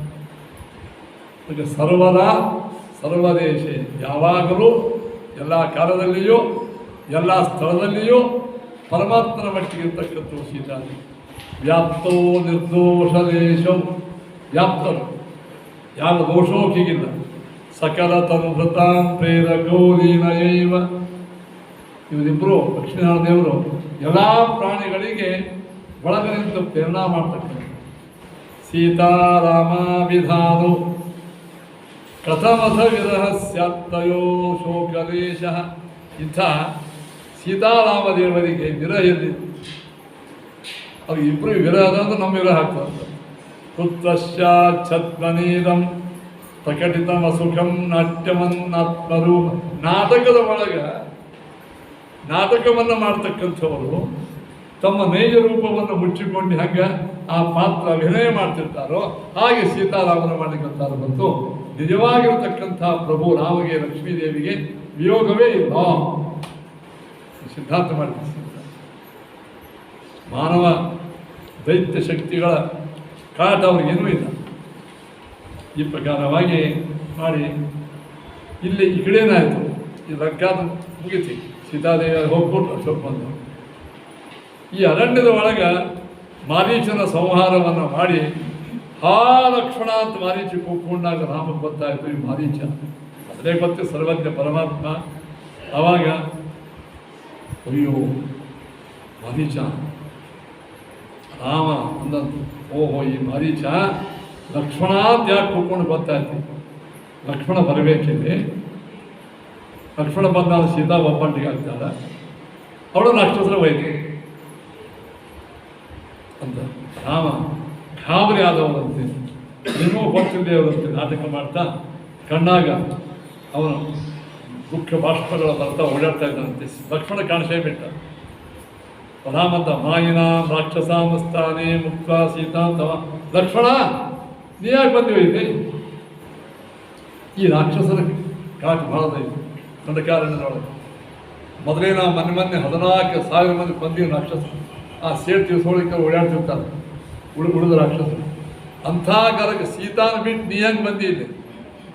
ನಿಮಿತ್ತ ಅವತ್ತು ನೋಡಿ ಎಲ್ಲ ಅಪಶಕರುಗಳು ಕಾಣಿಸ್ತಾ ಇವೆ, ನದಿ ಕೂಗ್ತಾ ಇದೆ. ಆಶ್ರಮ ಸ್ವಾಶ್ರಮ ಸೀತಾದೇವಿ ಬಿಟ್ಟಾಕು ಬಿಡ್ಲಿಕ್ಕೇನು ಕಾರಣಪ್ಪ, ನಾನು ನಿನಗೆ ಜವಾಬ್ದಾರಿ ವಹಿಸಿದ್ದವು ಲಕ್ಷ್ಮಣ, ಇಷ್ಟು ನೀ ಬೇಜವಾಬ್ದಾರಿ ಹೆಂಗೆ ಬಂದು ರಾಮ ಬಂದು ಆಯಿತು. ಅರಣ್ಯದ ಆಶ್ರಮಕ್ಕೆ ಹೋದ್ರು, ಆಶ್ರಮ ಸೀತಾ ಇದ್ದಿದ್ದಿಲ್ಲ. ಶೋಕಾತ್ ವಿಚಿಂತೆಯನ್ನಿವಸ ನಾಟಯಾಮಾಸ ಕೇವಲಂ. ಪರಮಾತ್ಮಗೆ ಯಾವ ಶೋಕವೂ ಇಲ್ಲ. ಆದರೆ ಸಾತ್ವಿಕ ಹೆಂಡತಿ ಕಳ್ಕೊಂಡಾಗ ಹೋದಾಗ ಶೋಕ ಮಾಡುವುದು ಸಾತ್ವಿಕ ಪತಿಯ ಧರ್ಮ. ಅದಕ್ಕೆ ಸೀತಾ ಶುದ್ಧ ಮಾನ್ಯ ಸದಾ ರಕ್ಷಾ, ಅತಿ ಶುದ್ಧಳು, ಸರ್ವಮಾನ್ಯಳು, ಪತಿಯಿಂದ ರಕ್ಷಳು ಇಂಥ ಸೀತಾದೇವಿಯನ್ನು ಆಜ್ಞಾಂಚಮೇ ಸಮಂ ತ್ಯಕ್ತವಾನ್ ಮಿತ್ರ ಸೌಮಿತ್ರ. ಇಂಥ ಸೌಮಿತ್ರ ಲಕ್ಷ್ಮಣ ಏನು ತಪ್ಪು ಮಾಡಿಬಿಟ್ಟಿಯೋ, ನಿನ್ನ ಮೇಲೆ ನಾನು ವಿಶ್ವಾಸ ಇಟ್ಟು ಕೆಟ್ಟು ಹೋದಲ್ಲೋ, ನೀ ತಮ್ಮ ಸೀತಾದೇವಿ ರಕ್ಷಣೆ ಮಾಡ್ತೀನಿ ಅಂತ ನಾನು ಏನು ಮಾಡಿಬಿಟ್ಟೆ, ನಾನು ಅರಣ್ಯದೊಳಗೆ ಹೋದೆ, ನೀನು ಇಲ್ಲಿ ಬಂದುಬಿಟ್ಟು ನೋಡು, ನಿನ್ನ ಈ ಬೇಜವಾಬ್ದಾರಿ ತಂದಿದ್ದು ಸೀತಾದೇವಿ ಕಳ್ಕೊಂಡಾಗ, ಸೀತಾದೇವಿ ಹೋಗಕ್ಕೆ ನೀನೇ ಕಾರಣ. ಲಕ್ಷ್ಮಣಂದ ನಮ್ಮ ಹೇಳಿದ್ರು, ದೊಡ್ಡವ್ರ ಬೆನ್ನು ಹತ್ತಬೇಡ, ದೊಡ್ಡವ್ರ ಬೆನ್ನು ಹತ್ತಿದೀವಿ ಅಂದ್ರೆ ಒಮ್ಮೊಮ್ಮೆ ಅವ್ರು ನಿಮ್ಗೆ ಬೈತಾರೆ. ತಪ್ಪು ಮಾಡದೇ ಇದ್ದಾಗೂ ಬೈತಾರ, ತಪ್ಪಿದ್ದಾಗ ಒಮ್ಮೊಮ್ಮೆ ಬಯಸುವಂಥ ಮಾತು ಕಾಲಿ, ಇನ್ನೂ ತಪ್ಪು ಮಾಡದೇ ಇದ್ದಾಗ ಹಿಂಗೆ ಮಾಡ್ತಾರಲ್ವ, ಹಂಗೆ ಮಾಡಿ ಹಂಗೆ ಮಾಡಿದ್ರು ನೀವು ತಿರುಗಿ ಉತ್ತರ ಕೊಡಬೇಡ ಅವ್ರು ಹೇಳಿ. ಮಹಾನುಭಾವರ ಸೇವೆ ಸೇವಾ ಧರ್ಮ ಪರಮಗಹನ ಯೋಗಿನಾಮ ಪ್ರಗಮ್ಯ. ಅದಕ್ಕೆ ಸೇವಾ ಮಾಡೋ ವೇಳೆಗೆ ನಮಗೆಲ್ಲರೂ ಹರ ಹಾಕಂಗಿಲ್ಲ. ಒಮ್ಮೊಮ್ಮೆ ಅಂತಾರೆ ಥ್ಯಾಂಕ್ಲೆಸ್ ಜಾಬ್ ಅಂತಾರೆ, ಮತ್ತು 4 ಮಂದಿ ಬೈತಿರ್ತಾರೆ. ಅಲ್ಲಿ ನಿಸ್ವಾರ್ಥ ಸೇವಾ ಮಾಡೋ ವೇಳೆಗೂ ಬೈಯೋ ಪದ್ಧತಿ. ಆದರೆ ಅದರ ಫಲ ಸಹಸ್ರಾರು ಮಂದಿ ನೋಡ್ತಿರ್ತಾರೆ, ಸಹಸ್ರಾರು ಮಂದಿ ನೋಡ್ತಿರ್ತಾರೆ. ಕೂಸು ಬರಸು ಮಾಡ್ತದೆ, ತಾಯಿ ಹೊಟ್ಟಿಗೆ ಒದೀತದೆ, ಊಟ ಮಾಡೋ ಒಳಗೆ ಮೈ ಹರ್ಕೋತದೆ, ತಾಯಿ ಸೇವಾ ಮಾಡ್ತದೆ. ಕೂಸು ಇಷ್ಟಾದರೂ ತಾಯಿ ಬಿಡ್ತಾಳೆ, ನಾನು ಕೂಸು ಅಂತ ತಿಳ್ಕೊಂಡು ಆ ಕೂಸು ಮಾಡಿದ ಯಾವುದೇ ಕೇಡುಗಳನ್ನು ಪರಿಗಣಿಸದೆ ತಾಯಿ ಹೆಂಗೆ ಕೂಸಿನ ಪ್ರೀತಿ ಮಾಡ್ತಾರೆ, ಹಂಗೆ ಸೇವಾ ಮಾಡೋದು ಹೆಂಗೆ ಏನು ಅಂದ್ರೆ ಅವನು ನಿಜವಾದ ಸೇವಾ. ಲಕ್ಷ್ಮಣ ಏನು ಮಾಡಿದ, ಸುಮ್ಮನೆ ನಿಂತಿದ್ದ. ಲಕ್ಷ್ಮಣ ಸೌಮ್ಯತೆ ಅಲ್ಲೋ, ಉತ್ತರ ಕೊಡೋ ನೀನು. ಸೀತಾದೇವಿ ಹೋಗಿದ್ದಕ್ಕೆ ನೀನೇ ಕಾರಣ. ನಿನಗೆ ಯಾರ ಆಜ್ಞಾದಿಂದ ಬಿಟ್ಟು ಬಂದು ಹೇಳು, ನಾ ಆಜ್ಞಾ ಮಾಡಿದ್ದು ಅಲ್ಲೇ ಇರುವುದು. ನೀ ಎಂತೂ ನನ್ನ ಆಜ್ಞಾ ಭಂಗ ಮಾಡಿದವನಲ್ಲ, ನೀ ಹೀಗೆ ಯಾಕೆ ಮಾಡಿದಿ, ಹಾಗೆ ಹೀಗೆ. ಅಯ್ಯೋ ಸೀತೆ ಅನ್ಕೋತ ಸೀತಾದೇವಿಯಿಂದ ಒಮ್ಮೆ ಸ್ಮರಣೆ ಮಾಡಿ ಅಳಾವ. ಲಕ್ಷ್ಮಣ ನೋಡಿ ಭಯ. ಈಗ 1 ಗಂಟೆ ಆಯ್ತು. ಅವನು ವಿಚಾರ ಮಾಡಿ, ನಮ್ಮಂಥರಾಗಿದ್ದೀವಿ ಅಂದ್ರೆ ನೀನೂ ಬೇಡ, ನೀನು ಹೆಂಡತಿ ಬೇಡ, ಹೋಗಿ ಬೇಡ ಅಂದ್ಕೊಂಡು ರಾಜೀನಾಮೆ ಕೊಟ್ಟು ಹೋಗ್ಬಿಡ್ತೀನಿ. ಆದರೆ ಅವ ಸುಮ್ಮ ಕೂತ ಶೋಕ ನಿಷ್ಪನ್ನ ಬಾಷ್ಪಾಂಪು ಲಕ್ಷ್ಮಣೋಪ್ಯಬ್ರವೀಚ್ಛನೈ ಆ ಲಕ್ಷ್ಮಣೇತಿ ಶಬ್ದಾನ್ ಮಾಂ ದೇವಿ ಗಚ್ಚೆ. ಪ್ರಪಂಚ ಮೂರ್ತಿ ರಾಮ ಎಲ್ಲ ಗೊತ್ತಿರ್ತದೆ, ಅಲ್ಲಿ ಉತ್ತರ ಕೊಡಬೇಕಲ್ಲ. ಏನು ಹೇಳ, ಅಣ್ಣ ನಿನ್ನ ಆಜ್ಞಾಭಂಗ ನಾ ಮಾಡಿಲ್ಲ, ಮಾಡುವ ಹಾಕೋಳಿಲ್ಲ, ನೀ ಹಂಗೆ ಅನ್ಬೇಡ. ಅದು ಯಾಕೆ ಬಂದು ಹಾ ಲಕ್ಷ್ಮಣ ಅಂತ ಕೂತ್ಕೊಂಡ ನೀಚ ಯಾರು ಮರಿ. ಆಗ ಸೀತಾ ಅಂದರು, ಏನಂದ್ರು, ದೇವಿ ಗಚ್ಚೇತ್ಯಚೋದಯ. ಲಕ್ಷ್ಮಣ ರಾಮ ಸಂಕಟನಾಗಿದ್ದಾನೆ, ರಾಮ ಭಾರಿ ಕಷ್ಟನಾಗಿದ್ದಾನೆ, ಅವನು ಪಾಲನೆ ಮಾಡಬೇಕು, ನಮ್ಮ ಕರ್ತವ್ಯ. ನೀ ಹೋಗು ಹೋಗು ಹೋಗು. ಅಮ್ಮ ಇದು ರಾಮನ ಧ್ವನಿ ಅಲ್ಲ, ರಾಮನ ಧ್ವನಿ ಬಗ್ಗೆ ನೀನು ಹೇಳ್ತೀವಿ, ನಮ್ಮ ಮನೆಯ ಧ್ವನಿ ನಂಗೆ ಗೊತ್ತಿಲ್ಲ, ಹೇಳ್ತೇನೆ ಹೋಗು. ಅಮ್ಮ ಇದು ರಾಮನ ಧ್ವನಿ ಅಲ್ಲ. ಓ ನಾ ಎಷ್ಟು ಹೇಳಿದ್ರು ಹೋಗಿಲ್ಲ ಅಂದ್ರೆ ನಿಂಗೆ ನನ್ನ ಮೇಲೆ ಕಣ್ಣದ, ನೀ ಅತ್ಯಂತ ಕಪಟಿ ಇದ್ದೀನಿ, ನನ್ನ ಚಾರಿತ್ರ್ಯದ ಮೇಲೆ ಬೈದು ಬಿಟ್ಟ ರಾಮ, ನನಗೆ ಸಹನ ಆಗಲಿಲ್ಲ. ಅದಕ್ಕಾಗಿ ನಾ ಅವಳ ವಾಕ್ಯ ಪರಿಪಾಲನೆ ಮಾಡಲು ಇಲ್ಲಿ ಬಂದ. ರಾಮ ಏನನ್ಬೇಕು, ಅಲ್ಲೋ ಹೆಣ್ಮಕ್ಳು ಸ್ವಭಾವ ನಿನಗೆ ಬರ್ತದ ಅಂತಿರ್ತಾರ. ಕಾಯಿ ಎತ್ತಿದ್ರೆ ಹೆಣ ಎತ್ತ ಸೊಟ್ಟು, ಸುಡುಗಾಡು ಸೊಟ್ಟು, ಸುಡುಗಾಡು ಸೊಡ್ಲಿ ಹೆಣ ಎತ್ತ. ಈ ದಿನ ಬರುವ ಮಕ್ಕಳಲ್ಲಿ ಅದೇ ಯಾರು ಹೌದು ಅಷ್ಟಕ್ಕೊಮ್ಮೆ ಆಯ್ತು, ಅದು ಸೀರಿಯಸ್ ಆಯ್ತು. ಅವನಿಗೆ ಹೆಣ್ಮಕ್ಳು ಬೈತಿರ್ತಾರಲ್ಲ, ಅದನ್ನು ನೀನು ಇಷ್ಟು ಸೀರಿಯಸ್ ಆಗಿ ತಗೊಂಡು ನನ್ನ ವಾಕ್ಯದಿಂದ ಯಾಕೆ ಭಗ್ನ ಮಾಡಿದೆ ಹೇಳು. ನಿಂಗೆ ನನ್ನ ವಾಕ್ಯ ಶ್ರೇಷ್ಠ ಸೀತಾನ ವಾಕ್ಯ ಶ್ರೇಷ್ಠ. ಲಕ್ಷ್ಮಣ ಅಂತ ನನಗೆ ಆ ಸೀತಾ ಹಂಗೆ ಅಂದಿರ್ತಕ್ಕಂಥ ಬೈಗಳು ನಂಗೆ ಸ್ಥಾನ ಆಗಲ್ಲ. ನೋಡು ಲಕ್ಷ್ಮಣ, ಆಜ್ಞಾ ಪರಿಪಾಲನೆ ಮಾಡೋ ವೇಳೆ ಸ್ಥಾನಗಳಾಗಬೇಕು. ಯಾರೋ ಬೈದರು ಅಂತ ತಿಳ್ಕೊಂಡು ನೀವು ಓಡಿ ಹೋಗ್ಬಾರ್ದು. ನಿನ್ನನ್ನು ಯಾರು ನಿಯೋಜಿಸ್ಯಾರಲ್ಲ ಅವರು ಬೈದ್ರೆ ಹೋಗ್ಬೇಕು. ಯಾರೋ ಮಧ್ಯಸ್ಥ ಯಾರೋ ಬೈತಿರ್ತಾರೆ, ಅವ್ರ ಮಾತು ಕೇಳಿ ನೀ ಬಿಟ್ಟಿ ಅಂದ್ರೆ ನೀನೇ ಡಾಕ್ಟರ್ ಒಳ್ಳೆ ನಿಂಗೆ ಔಷಧ ಕೊಟ್ಟಿದ್ದಾರೆ, ಬಾಪ ಅಂತ ದಿನ ನೀನು ರೋಗ ಮುಗಿಸೋಕೆ ಬರ್ತಾರೆ ಅಂತ ಹೇಳ್ತಾರೆ. ಯಾರೋ ಅಲ್ಲೇ ಕೂತು ಪೇಷಂಟ್ ಬೈತಿರ್ತಾರೆ, ಏನು ದಿನ ಬರ್ತಿದೆ ನಾವು ಓಡಿ ಹೋದ ಹಾನಿ ಯಾರಿಗೆ? ಡಾಕ್ಟರ್ ಕೇಳಿದ್ರೆ ಯಾಕೋ ಬಂದಿಲ್ಲ ನಿಮ್ದು ಯಾರು ಕೂತರು ಯಾರೋ ಬೈದರು, ದಿನ ಬೈತಿರ್ತಾರೆ. ನಾ ಬೈದಿನಿ ನಿನ್ನ ಕರ್ದವ, ನೀ ಯಾಕೆ ಹೋದಿ? ತಪ್ಪಿದ್ದದ, ನಾನು ನಿನಗೆ ಹೇಳಿದ. ಕೊನೆಗೆ ರಾಮ ಲಕ್ಷ್ಮಣನಿಗೆ ಹೇಳಿದ, ಲಕ್ಷ್ಮಣ ತಪ್ಪು ಮಾಡಿ. ಇದೇ ಲಕ್ಷ್ಮಣನ ತ್ಯಾಗದ ಒಂದು ಸಂಖ್ಯೆ. ನಾವೇನೋ ತಪ್ಪು ಮಾಡದೆ ಅಂತ ಉಲ್ಟಾ ಸಾತ್ವಿಕ ರಕ್ಷಣೆ ಮಾಡಲಿಕ್ಕೆ, ಸ್ತ್ರೀ ರಕ್ಷಣೆ ಮಾಡಲಿಕ್ಕೆ ನಮ್ಮನ್ನು ನಾವೇ ಆತ್ಮಾರ್ಪಣೆ ಮಾಡಿಕೊಂಡಾಗ ಆದರೂ ನಮಗೆ ಕೆಟ್ಟ ಬೈಗಳು ಬರ್ತಾವೆ. ನಾವು ನಮ್ಮ ಕರ್ತವ್ಯ ನಿಷ್ಠರಾದಾಗೂ ಬಂದು ನಮಗೆ ಬಟ್ಟು ಮಾಡಿಕೊಳ್ತಿರ್ತಾರೆ, ತಪ್ಪು ಮಾಡಿದ್ವಿ. ಆ ವೇಳೆಗೆ ಸುಮ್ಮನೆ ಕುಳಿತುಕೊಂಡು ದೊಡ್ಡವರ ವಾಕ್ಯ ಪರಿಪಾಲನೆ ಮಾಡಿ ಪುನಃ ಕರ್ತವ್ಯದಲ್ಲಿ ಇರುವುದೇನೆ ಲಕ್ಷ್ಮಣ ಪತ್ರವನ್ನು ತೋರಿಸಿ. ವಾಗ್ವಾದ ಮಾಡಬಾರ್ದು, ವಾಗ್ವಾದ ತಿಳಿಸಿ ಹೇಳಬೇಕು, ಒಂದೆರಡು ಸಲ ಹೇಳಬೇಕು. ಆ ಶಿಕ್ಷಣ ಯಂತ್ರ ಬರೀ ಸುಮ್ಮನೆ ಕೊಡುವಾದ್ರು ಹೇಳಬೇಕು. ಹಿಂಗದ ಇಷ್ಟಾದರೂ ಅಂತಾರೆ ಅಂದ್ರೆ ಆಗುತ್ತೆ. ತಸ್ಯ ವ್ಯಸನಂ ಶಂಕ್ಯಂ ಮಯೇ ತೃಪ್ತಿ ಪ್ಯುವಾಚಸ ಪಾಪತೆ ಪಾಪರೂಪತ್ವಾತ್ ಮಾನಸಂ ಮೈ ಸಂಗತಂ ತಸ್ಮಾತ್ ಉಪೇಕ್ಷಸೆ ರಾಮಂ. ಇಷ್ಟೆಲ್ಲ ಅಂದಳು ತಂದಾಕ್ಷಣ ತೇನ ವಾಕ್ಯ, ಅಪ್ಪ ಅಣ್ಣ, ಆ ಸೀತಾದೇವಿಯ ಬಿರು ನುಡಿಗಳ ಎಂಬ ಬಾಣದಿಂದ ವಿದ್ಧರಾಗಿ ನಾನು ನನ್ನ ಕಡೆಗೆ ಬಂದೆ. ಆಯ್ತು, ದೇವರ ಇಚ್ಛೆ. ಸೀತಾದೇವಿ ಯಾರ ಇಲ್ಲೇ ಬಂದು ಕೆಲಿಬೇಕು ಹೋಗೋಣ ಅಂತೇಳಿ ಅವನ ಗಿಡಕ್ಕೆ ಕೇಳ್ತಾನಂತ, ಹೇ ಗಿಡವೇ, ಸೀತಾ ನೋಡಿದ್ವಿ ಗೋದಾ ನದಿಗೆ ಹೋಗ್ತಾನ. ಹೇ ಗೋದಾ ನದಿ, ದಿನ ನನ್ನ ಕಡೆಗೆ ಬಂದು ಸೀತಾ ಸ್ನಾನ ಮಾಡ್ತಿದ್ವು, ನೀ ಎಲ್ಲೇ ಒಳಗೆ ಇಟ್ಕೊಂಡಿದ್ದೀನಿ, ಗೋದಾವರಿ ಬೇಗನೆ ಹೇಳು. ವಾಲ್ಮೀಕಿ ರಾಮಾಯಣ ಉಂಟು, ಕಲ್ಲು ಮುಳ್ಳು ಗಿಡ ಕಂಟಿ ನದಿಗಳು, ಇವರಿಗೆ ಚಿಗುರಿಗಳಿಗೆ ಎಲ್ಲ ಜಡಾಜಡ ಪದಾರ್ಥಗಳಿಗೆ ರಾಮ ಸೀತಾ ನೋಡಿದ್ಯಾ, ಸೀತಾ ನೋಡಿದ್ಯಾ. ಅಳೋದು, ಹಣೆ ಗಡಿಸೋದು, ಕೆಳಗೆ ಕುಡಿದು ಲಕ್ಷ್ಮಣ ಅಂತ ಅವನು ನಡ್ವಾಗಿ ಬೈಯೋದು. ಇಷ್ಟಕ್ಕೆಲ್ಲ ಕಾರಣ ಕೈಗೆ ತಕ್ಕಿ ಬೈಯೋದು. ಹೀಗೆ ರಾಮನ ಶೋಕ ನೋಡಿ ಲಕ್ಷ್ಮಣ ಅನಿಸ್ತಿದ್ರು.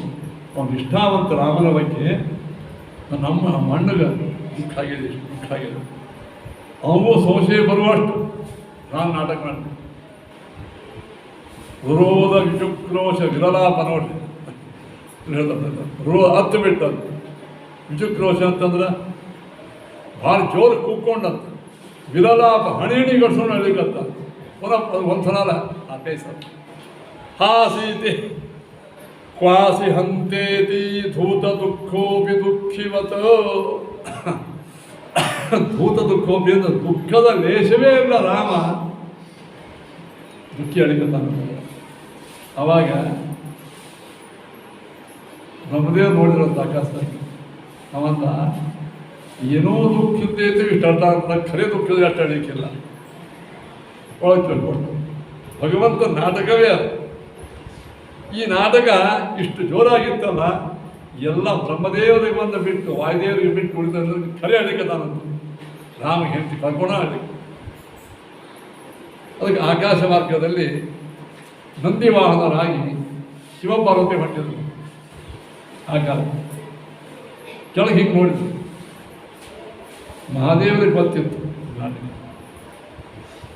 ಶಿವ ಅಂದ, ಸತಿ ಕೆಳಗೆ ನೋಡಬೇಡ, ನನ್ನ ನೋಡು. ಕೆಳಗೆ ಯಾಕೆ ನೋಡ್ತೀನಿ? ಇಲ್ರಿ, ಅಲ್ಲಿ ನೋಡಿ ಏನದ ರಾಮ ಹಳ್ಳಿಕತ್ತ. ಆಗ ನೀವು ಹೇಳಿದ್ರಿ ರಾಮ ಸರ್ವಜ್ಞ ಸರ್ವಾಂತರ್ಯಾಮಿ ನಾರಾಯಣ, ಅವನು ಧ್ಯಾನ ಮಾಡೋ. ರಾಮ ರಾಮೇತಿ ರಾಮೇತಿ ರಮೇ ರಾಮೇ ಮನೋರಮೆ. ಹೇ ಮನೋರಮೆ, ರಾಮ ರಾಮ ಅನ್ನು ಸಹಸ್ರನಾಮ ತತ್ತುಲ್ಯಂ ರಾಮನಾಮ ವರಾನನೆ. ಈ ರಾಮ ಅಂದ್ರೆ ವಿಷ್ಣು ಸಹಸ್ರನಾಮ ಪಾಲನೆ ಮಾಡಿದ ಪುಣ್ಯ ಬರ್ತದೆ. ಹೆಣ್ಮಕ್ಕಳಿಗೆ ಕೆಲವು ನಿಷೇಧ ಮಾಡ, ವೇದ ಅನ್ನಬಾರ್ದು, ಗೀತಾ ಅನ್ನಬಾರ್ದು, ವಿಷ್ಣು ಸಹಸ್ರನಾಮ ಅನ್ನಬಾರ್ದು. ಆದರೆ ವಿಷ್ಣು ಸಹಸ್ರನಾಮ ಅಂದರೆ ಏನು ತಪ್ಪಾಗ್ತದೆ? ಅಂದರೆ ಪುಣ್ಯ ಪಾಪಗಳನ್ನು ಶಾಸ್ತ್ರ ಹೇಳ್ತದೆ. ತಪ್ಪೇನು ಏನಾದರೂ ಏನು ಮಾಡಿದ್ರೆ ಏನಾಗ್ತದೆ? ಶನಿ ಬಿಡೋದು ತಪ್ಪೇನು? ಇಲ್ಲೇ ಇಲ್ಲ, ಯಾವೊಬ್ಬರ ತಪ್ಪಾಗ್ತದೆ. ಪುಣ್ಯ ಪಾಪಗಳಿಗೆ ನೇಮ ಮಾಡೋ ದೇವರು ಅಲ್ರಿ. ನಾವು ಇದ್ದೀವಿ ಅಂದ್ರೆ ಇವ್ರು ಇದ್ದಾಗ ಇದ್ದೇ ಇರ್ತಾರ, ಸತ್ತಾರೆ ಯಮದೇವರು ಪಡಿಸೋದು. ಅದಕ್ಕೆ ಗೀತಾ ಅನ್ನೋದು ಯಾವ ಅನುವಾದ ಪುಣ್ಯ ಬರಬೇಕಲ್ಲ ಅಂದ್ರೆ ಏನು ಮಾಡಬೇಕು? ಆ ವಿಷ್ಣು ಸಹಸ್ರನಾಮದ ಪುಣ್ಯ ಬರಬೇಕಾದ್ರೆ ಶ್ರೀರಾಮ್ ಜೈ ರಾಮ್ ಜೈ ಜೈ ರಾಮ್, ಶ್ರೀರಾಮ್ ಜೈ ರಾಮ್ ಜೈ ಜೈ ರಾಮ್ ಅಂದ್ರೆ ಒಂದು ಸಲ ಅಂದ್ರೆ ವಿಷ್ಣು ಸಹಸ್ರನಾಮ ಪುಣ್ಯ ಮಾಡಬೇಕು. ಒಂದೇ ಸಲ ಅಂದ್ರೆ ಹಂಗೆ ನೀವು ಎಷ್ಟು ಸಲ ಅಂತೀರಿ? ಭಾಳ ಸಲ ಅಂತೀರಿ. ನಾನು ನಿಮಗೆ ದಿನಾಲು 1000 ಸಲ ವಿಷ್ಣು ಸಹಸ್ರನಾಮ ಕಾರಣ ಮಾಡಿ ಪುಣ್ಯ ಬಂದಂಗೆ. ಇದು ಸರಳ ಇರಲಿಕ್ಕಾಗಿ ಅದ್ಯಾಕೆ ಅನ್ಬೇಕು? ಶಾಸ್ತ್ರದೊಳಗೆ ಏನು ಹೇಳೋ ಅದನ್ನೇ ಮಾಡಬೇಕಲ್ಲ. ಅದಕ್ಕೆ ಸತೀದೇವಿಗೆ ಮಹಾದೇವರು ಹೇಳಿದ್ರು, ಸೀತಾದೇವಿ ನೀ ರಾಮಾಯಣ ರಾಮನಾಮ ಜಪ. ಆ ರಾಮ ಇವು ರಾಮ ಒಂದೇ ಕೇಳ್ತೇವೆ. ಇವು ಹಳ್ಳಿಕತ್ತಲ್ಲ ರಾಮ, ಈ ಹಳ್ಳು ರಾಮ ಜಪ ರಾಮಾಯಣ ನಾಟಕದವರು. ನಾಟಕ ಅಲ್ರಿ, ಹಳ್ಳಿ ಕಟ್ಸೋಣ ನೋಡಿ ಎಷ್ಟು ಜೋರು ನಮಗೆ ಗೊತ್ತಾಗ್ತದೆ ನಾಟಕ ಯಾವುದು ಖರೆಯ ಇಲ್ಲ. ನಾಟಕದ ಪರೀಕ್ಷಾನೇ ಮಾಡ್ತು, ಪರೀಕ್ಷಾ ಮಾಡಬೇಡ, ಮಾಡೇ ಬೇಕು ಅಂತ ಕೆಳಗೆ ಇಳದೇ ಬಿಟ್ಟು ಸತೀದೇವಿ ಕೆಳಗೆ ಇಳಿದು ಸುಂದರವಾದಂತಹ ಸೀತಾದೇವಿ ಅಂತ ರೂಪ ತಗೊಂಡ.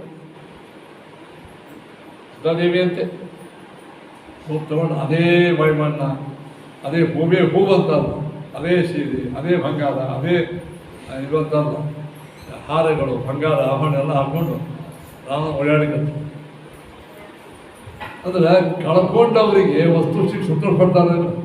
ಸಿಕ್ತು ಅಂತ ರಾಮ ಆಕೆ ನೋಡಿ ಮಾತಾಡ್ಲಿಕ್ಕೆ ಹೆಚ್ಚು. ಅಯ್ಯೋ ಸೀತೆ ಎಲ್ಲ ಹೋಗಿದೆ ಎಲ್ಲ ಹೋಗಿದೆ ಮಾತಾಡ ಆಕೆ ನೋಡಿ. ಅಲ್ಲ ನಾ ಇದ್ದಿಲ್ಲ ಸೀತಾದೇವಿ, ಯಾಕೆ ಕಳಿಕತ್ತೀನಿ? ಅಯ್ಯೋ ನಾ ಯಾಕೆ ಕಳಿಕತ್ತೀನಿ ಅಂದ್ರೆ ಸೀತಾ ಕದಾಳ ಬಂದು ದುಃಖ ಅದನ್ನೇ ಇದೆ. ಇನ್ನೊಂದು ದುಃಖ, ನಿನ್ನಂತಹ ಪತಿವ್ರತ ಸ್ತ್ರೀಯರು ಗಂಡನ ಬಿಟ್ಟು ಒಬ್ಬಕ್ಕೆ ಜಾಗತ್ತೀರ ದುಃಖ. ಜಗತ್ತೊಳಗೆ ಪಾರ್ವತಿ ಪರಮೇಶ್ವರ ಯಾವ ಜೋಡಿ ಇರ್ತಾರಂತ ಕೇಳಿವು.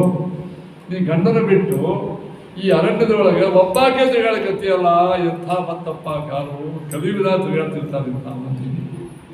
ಹೀಗೆ ಕಲಿಯು ಬಂತಲ್ಲಪ್ಪ, ಏನಿದು ಈ ನಾಚಿಕೆ ಆಯ್ತು. ಸತಿ ನಡಿ ಮ್ಯಾಲ ಹೋಗು, ನನ್ನ ಕಡೆ ಹೋಗಿ ನಾನಿದ್ದ ನಂದೀಶ್ವರ ಅಲ್ಲಿ ಹೋಗು. ಅಗ್ನಿ ಸೀತಾ ಸತೀದೇವಿ ಮಹಾದೇವ್ರ ಮಗ್ಳಿಗೆ ಹೋಗಿ ಕೊಡ್ಲಿಕ್ಕಂತರು. ಕವರ್ದ ಯಾವ ಮದ್ದು ಬೈಟು, ನನ್ನ ಮಗ್ಳಿಗೆ ನೀ ಕೊಡಬೇಡ, ಯಾಕೆ ನಿಮ್ಮ ಮಗ್ಳಿಗೆ ಕೊಡ್ಲಿಕ್ಕೆ ನಮ್ಮ ಅಪ್ಪ ₹1,00,00,000 ಖರ್ಚು ಮಾಡ್ಯಾನ, ಲಗ್ನ ಮಾಡ್ಯಾನ, ಮಗ್ಳಿಗೆ ಯಾರು ಕೊಡ್ಬೇಕು? ನೀ ಕೊಡಬೇಡ, ನನಗೆ ಹೆಂಡತಿ ಆಗಲಿಕ್ಕೆ ಯೋಗ್ಯ ಇಲ್ಲ. ಯಾಕೆ ನೀ ಏನಾಯ್ತು? ನಾನು ಭಾಳ ಶುದ್ಧಿ ಇದ್ದೀನಿ, ಶುದ್ಧಿ ಬಗ್ಗೆ ಅಲ್ಲ, ಒಂದು ದೊಡ್ಡ ಶುದ್ಧಿ ಮಾಡಿ.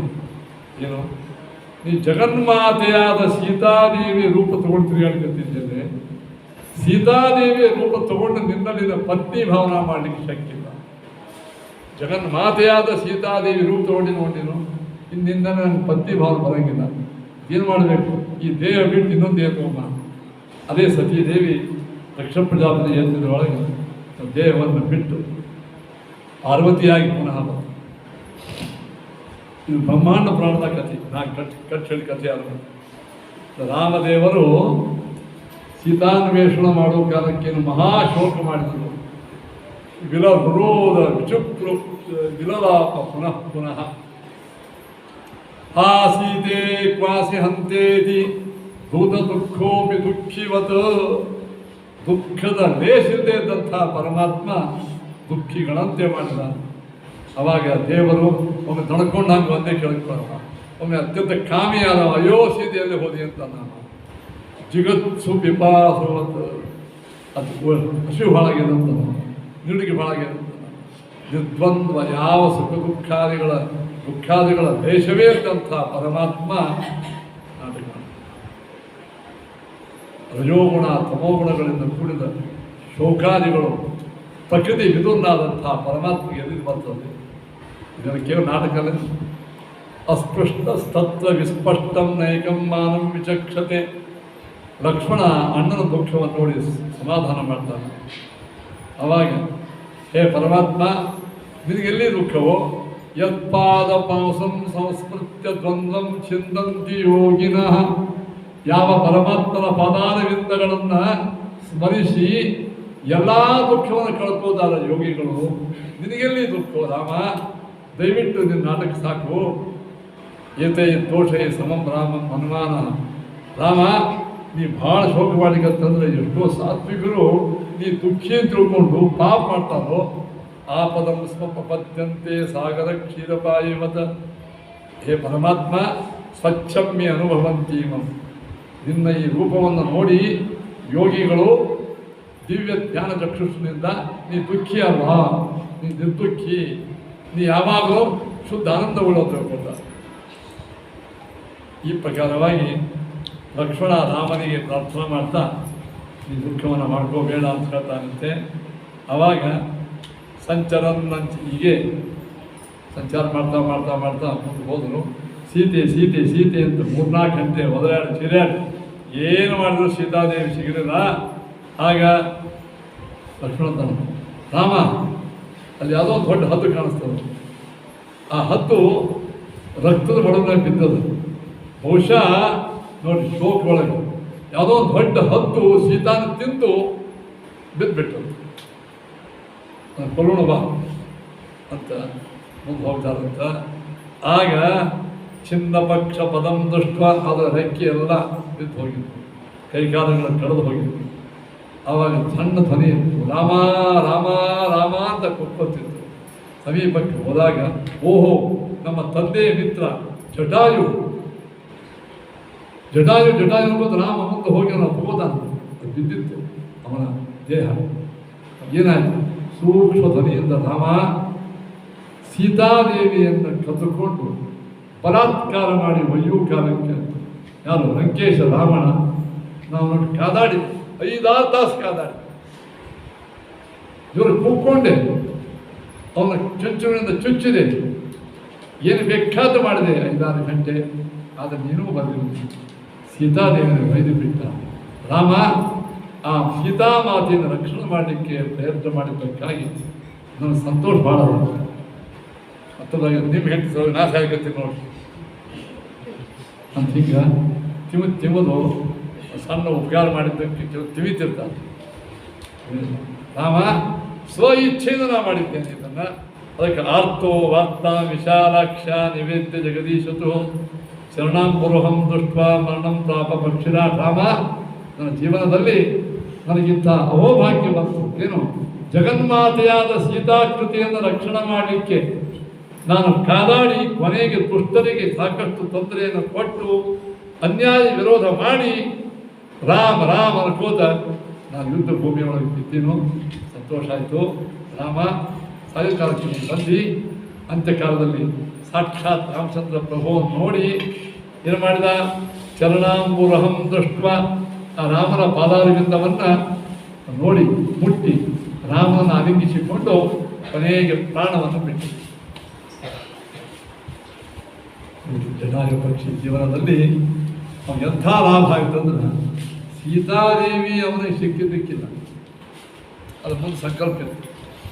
ಒಂದು ಮಾತು, ಮಹಾನುಭಾವರ ಸಲುವಾಗಿ ಅವ್ರಿಗೇನಾದರೂ ಅನ್ಯಾಯ ಆದಾಗ ರಕ್ಷಣಾ ಮಾಡಲಿಕ್ಕೆ ನಾವೇನಾದರೂ ಪ್ರಯತ್ನ ಮಾಡಿದ್ದೇ ಆದರೂ ಪರಮಾತ್ಮ ಪ್ರೀತಿ ಆಗ್ತದೆ, ಭಗವತ್ ಸಾಕ್ಷಾತ್ಕಾರ ನಿಶ್ಚಿತ ಆಗ್ತದೆ. ನಮ್ಮ ಈ ದೇಶ ಇಂಗ್ಲೀಷರ ಕಪಿಮುಷ್ಟಿಯಲ್ಲಿ ಸಿಕ್ಕಾಗ ಸಾವಿರಾರು ತರುಣರು ಮನೆ ಸಂಪತ್ತೆಲ್ಲವನ್ನು ಬಿಟ್ಟು ಸ್ವತಂತ್ರ ಸೇನಾನಿಗಳಾಗಿ ಸತ್ತರು, ನೇಣಿಗೆ ಶರಣಾದರು.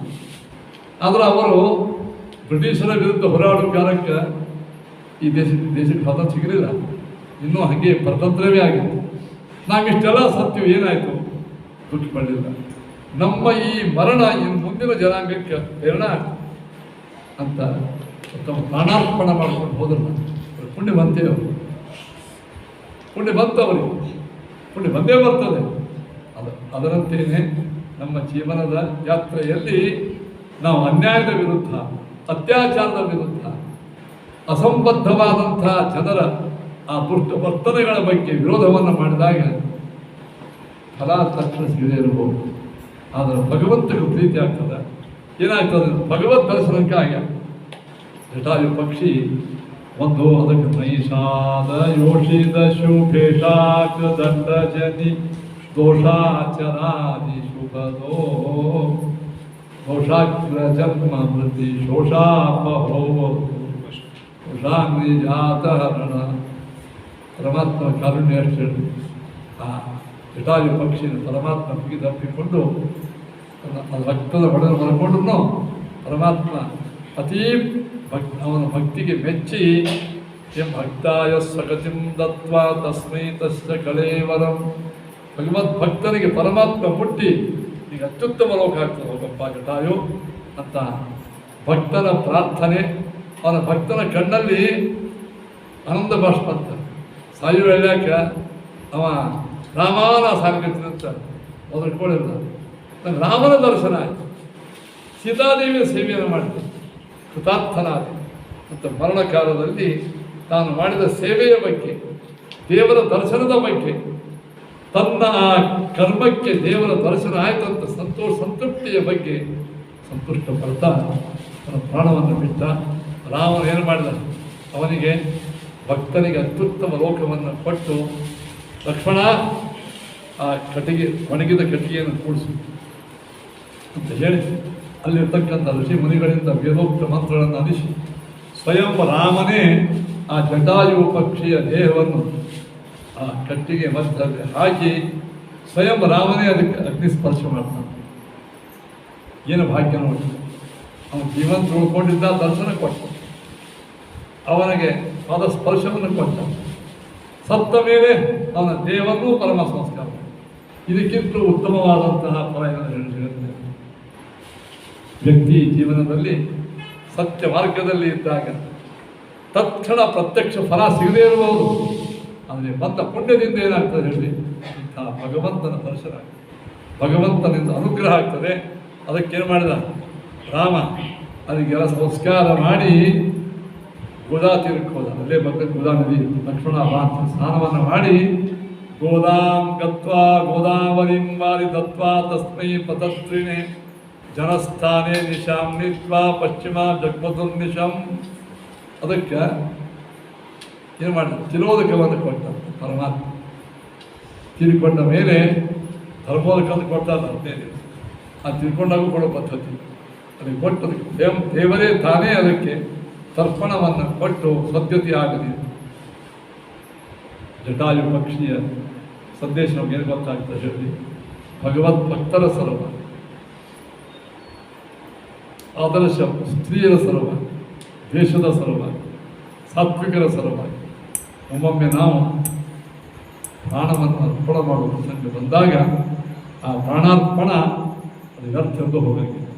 ಅದು ಭಗವಂತನ ಪ್ರೀತಿಗೆ ಅದಕ್ಕೆ ನಾವು ಎಂದೆಂದೂ ಕೂಡ ಸಾತ್ವಿಕ ಕಾರ್ಯವನ್ನು ಮಾಡಿ ಫಲ ಸಿಗಲಿಲ್ಲ ಅಂತ ಯಾರು ಅಳಬೇಡ. ಫಲವನ್ನು ಕಂಡಿದ್ರೆ ಸಿಗಲಿಕ್ಕಿಲ್ಲ. ಅದು ಭಗವಂತನ ಪ್ರೀತಿ ಮಾತ್ರ ಆಗಿರ್ತದೆ, ಭಗವಂತನ ಅನುಗ್ರಹ ಆಗಿರ್ತದೆ ಅವರಿಗೆ. ಅದಕ್ಕೆ ಸಾಕ್ಷಾತ್ ಸಾಕ್ಷಿ ಯಾರು? ಜಟಾಯು ಪಕ್ಷಿ. ಅದಕ್ಕೆ ಕಾರಣ ಪರಮಾತ್ಮ ಅಲ್ಲಿಂದ ಮುಂದೆ ಹೋಗಿ ಅಪಶ್ಯತಾಂ ವೃಕ್ಷಗಾಸ್ಯಂ ಕಬಂಧಂನ ಕಬಂಧ ಅಥವಾ ದೊಡ್ಡದೈತು. ಒಂದು ವಿಚಿತ್ರ, ಇಡೀ ಅರಣ್ಯ ತುಂಬೆಲ್ಲ ಅವನ ಕೈಯಿದ್ದು ಎಷ್ಟೋ ಅಸಂಖ್ಯವಾದಂಥ ಕಿಲೋಮೀಟರ್ ಅಂತ ಅವನು ಎಲ್ಲ ಕಡೆ ಅವನ ಕೈ ಅವೆ ಮಾಡ್ತಿದ್ದ. ಒಂದು ಕಡೆ ಮಲ್ಕೊಂಡ್ಬಿಟ್ಟಿದ್ದ, ಹೀಗೆ ಬಿದ್ದಿದ್ದ. ಕೈಗಳಿಂದ ಯಾರ್ಯಾರು ಸಿಗ್ತಾರ ಎಲ್ಲ ತೊಗೊಂಡು ಆರಾಮ ಮಲ್ಕೊಂಡು 10 ಫೂಟ್ ಅಲ್ರಿ, 20 ಫೂಟ್ ಅಲ್ಲ, 100 ಫೂಟ್, ಸಾವಿರಾರು ಫೂಟ್ ಕೈ ಇತ್ತು. ಅರಣ್ಯದಾಗ ಎಲ್ಲ ಕಡೆ ಏನು ಮಲ್ಕೊಂಡು ಕೆಲವರು ಕೈ ಬಂದಿರ್ತಾವೆ, ಎರೆಯಾಗಿದೆ ಎಲ್ಲ ಮಾಡ್ಕೊಂಡು. ರಾಮಂದ ಯಾರ ಕೈಯೋ ಲಕ್ಷ್ಮಣ ನೋಡು ಅಂತ ಅಷ್ಟೊತ್ತಿಗೆ ಅವ್ರು ರಾಮನ ತೊಗೊಂಡ್ಬಿಟ್ಟಿದ್ದ. ರಾಮ ಲಕ್ಷ್ಮಣ ತೊಗೊಂಡು ಗೊಂಬೆ ಹಿಡ್ಕೊಂಡಾಗ ಹಿಡ್ಕೊಂಡು ತಂದುಬಿಟ್ಟಿದ್ದ. ಅವ ದಕ್ಷಿಣಂ ಬಾಹುಂ ರಾಮಂದ ಕಬಂಧ ಅಂತ ಮಲ್ಕೊಂಡಲ್ಲೇ ಇಷ್ಟರ ಮಾಡವ ನಿಂತಲ್ಲ. ತಕ್ಷಣ ರಾಮ ಲಕ್ಷ್ಮಣ ಕೂಡಿ ಅವನ ಬಾಹುವನ್ನು ಕಡಿದ್ರು. ಆಮೂಲತ ಕೃತ ಹಸ್ತೋದಕ್ಕೂ ಅವಾಗ ಅಲ್ಲಿ ಹೋದ್ರಂತ ಸೌಮಿತ್ರಿ ಸ್ತಬ್ಧ. ಯಾರಪ್ಪ ನೀನು, ಯಾರು ಹೇಳು? ಕವನ್ನಂತಾನೆ, ಧನ್ಯೋಸ್ಮಿ ಭವದೀಕ್ಷಯ. ಪರಮಾತ್ಮ, ನೀನು ಜಟಾಯು ಪಕ್ಷಿ ಉದ್ಧಾರ ಮಾಡಿ ನನಗೆ ಗೊತ್ತಾಯ್ತು, ನನಗೂ ಉದ್ಧಾರ ಮಾಡಿ. ಅದಕ್ಕೆ ನನ್ನ ಎರಡು ಕೈಗಳಷ್ಟೇ ಇದು ಇಬ್ಬರನ್ನ ತಗೊಂಡು ಬಂದೆ. ನಮೋ ರಾಮ ಜಗನ್ನಾಥ ಶಾಪ ಮೋಕ್ಷೋಯಮಾಗತಃ. ಇವತ್ತು ನನ್ನ ಶಾಪ ಮೋಕ್ಷ ಆಗೋ ವೇಳೆ ಬಂತು. ನಾನು ಧನು ಎಂಬ ಗಂಧರ್ವ. ನಾನು ಶಾಪದಿಂದ ಈ ಕಬಂಧನಾಗಿ ಶಾಪ ಕೊಟ್ಟಿದ್ರು. ನೀವು ಒಂದೇ ಕಡೆಗೆ ಬೀಳಬೇಕು, ಕೈಗಿನೊಳಗೆ ಓಡಾಡಲಿಕ್ಕೆ ಬರಬಾರ್ದು, ನಿನ್ನ ಕೈಗಳ ಮಾತ್ರ ನಿನ್ನ ವಶ ಆಯಿತು. ಅವತ್ತೋ ಬ್ರಹ್ಮವರತೋ ವಜ್ರಪಾತೇನ ವಂಚಿತ. ವಜ್ರಾಯುಧ ಒಳಗಿಂದ ಇಂದ್ರ, ನಾನು ಇಲ್ಲೇ ನನ್ನ ಭೂಮಿ ಒಳಗೆ ಬಿದ್ದು ಬಿಟ್ಟಿದ್ದೇನೆ. ನಾರಾಯಣ ಪರಮಾತ್ಮ, ನಾ ಧನು ಎಂಬ ಗಂಧರ್ವ ಪ್ರಸನ್ನನಾಗಿ ನನಗೆ ಉತ್ಸಾಹ ಕೊಟ್ಟಿದ್ರು ಋಷಿಗಳು. ಎಂದು ನಿನಗೆ ರಾಮನ ದರ್ಶನ ಆಗ್ತದೋ ಅಂದು ನಿನಗೆ ಈ ಯೋನಿ ಹೋಗ್ತದೆ. ದರ್ಶನ ಆಯ್ತು ಪರಮಾತ್ಮ. ರಾಮಾಜ್ಞೆಯ ಸೌಮಿತ್ರಿ ಆಯಿತು ಅಂತ ಹೇಳಿ ಸುಮಿತ್ರಿ ಪ್ರಾಣ ಹೋಯಿತು. ಸೌಮಿತ್ರಿ ಅಂದರೆ ಯಾರು? ಲಕ್ಷ್ಮಣ ರಾಮನ ಆಜ್ಞೆಯಿಂದ ಅವನೂ ದಹನ ಮಾಡಿಬಿಟ್ಟು.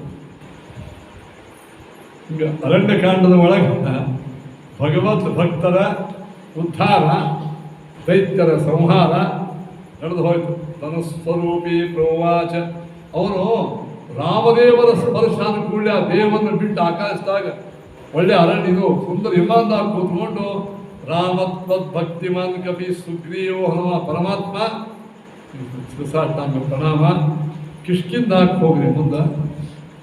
ಏನು ನಿಮ್ಮ ದಾರಿ ಕಾಯ್ತಾ ಇದ್ದಾರೆ ಯಾರು? ಹನುಮಂತ ಮತ್ತು ಸುಗ್ರೀವಾದಿಗಳು ಅಂತ ಹೇಳಿ ಅವನು ಪರಿಕ್ರಮ್ಯ ಪ್ರಣಮ್ಯಾತ ಮೇಲೆ ಹೋಗಿಬಿಟ್ಟ. ದೌಪಂಪ ಆಗಲಿ ಅಂತ ಹೇಳಿ ಅಲ್ಲಿಂದ ಮುಂದೆ ನೋಡಿ ಎಲ್ಲಿ ನಾಸಿಕ್ಕು ತಿರುಗಾಡ್ಕೊಂಡು ಬಂದು ಪಂಪಾಭಿಮುಖೋ ಯಾಂತಿ ಪದ್ಯಾಂ ಕಾಲಿಂದ ನದಿಗೆ ನಡೀತಾ ಪಂಪಾ ಸರೋವರ ಪಂಪಿದರ ಇರುತ್ತೆ ಅಲ್ಲಿ ಬಂದ್ರಂತೆ. ನೀತ್ವಾ ನಿಶಾಂ ಶೈಲವೃಷ್ಟಿ. ರಾತ್ರಿ ಆದಾಗ ಒಂದು ದೊಡ್ಡ ಬಂಡಿಗಳ ಮೇಲೆ ಇಬ್ಬರು ಮಲ್ಕೊಂಡ್ರು. ಅಲ್ಲಿ ಮತಂಗರ ಆಶ್ರಮ, ಆ ಮತಂಗಾಶ್ರಮಕ್ಕೆ ಬಂದು ಅವನು ಯಾವ ರೀತಿಯಾಗಿ ಮುಂದೆ ಇದು ಮಾಡ್ತಾರೆ ಅದನ್ನು ನಾವು ನಾಳೆ ಹೇಳ್ತೇವೆ. ಶ್ರೀ ಕೃಷ್ಣಾರ್ಪಣ.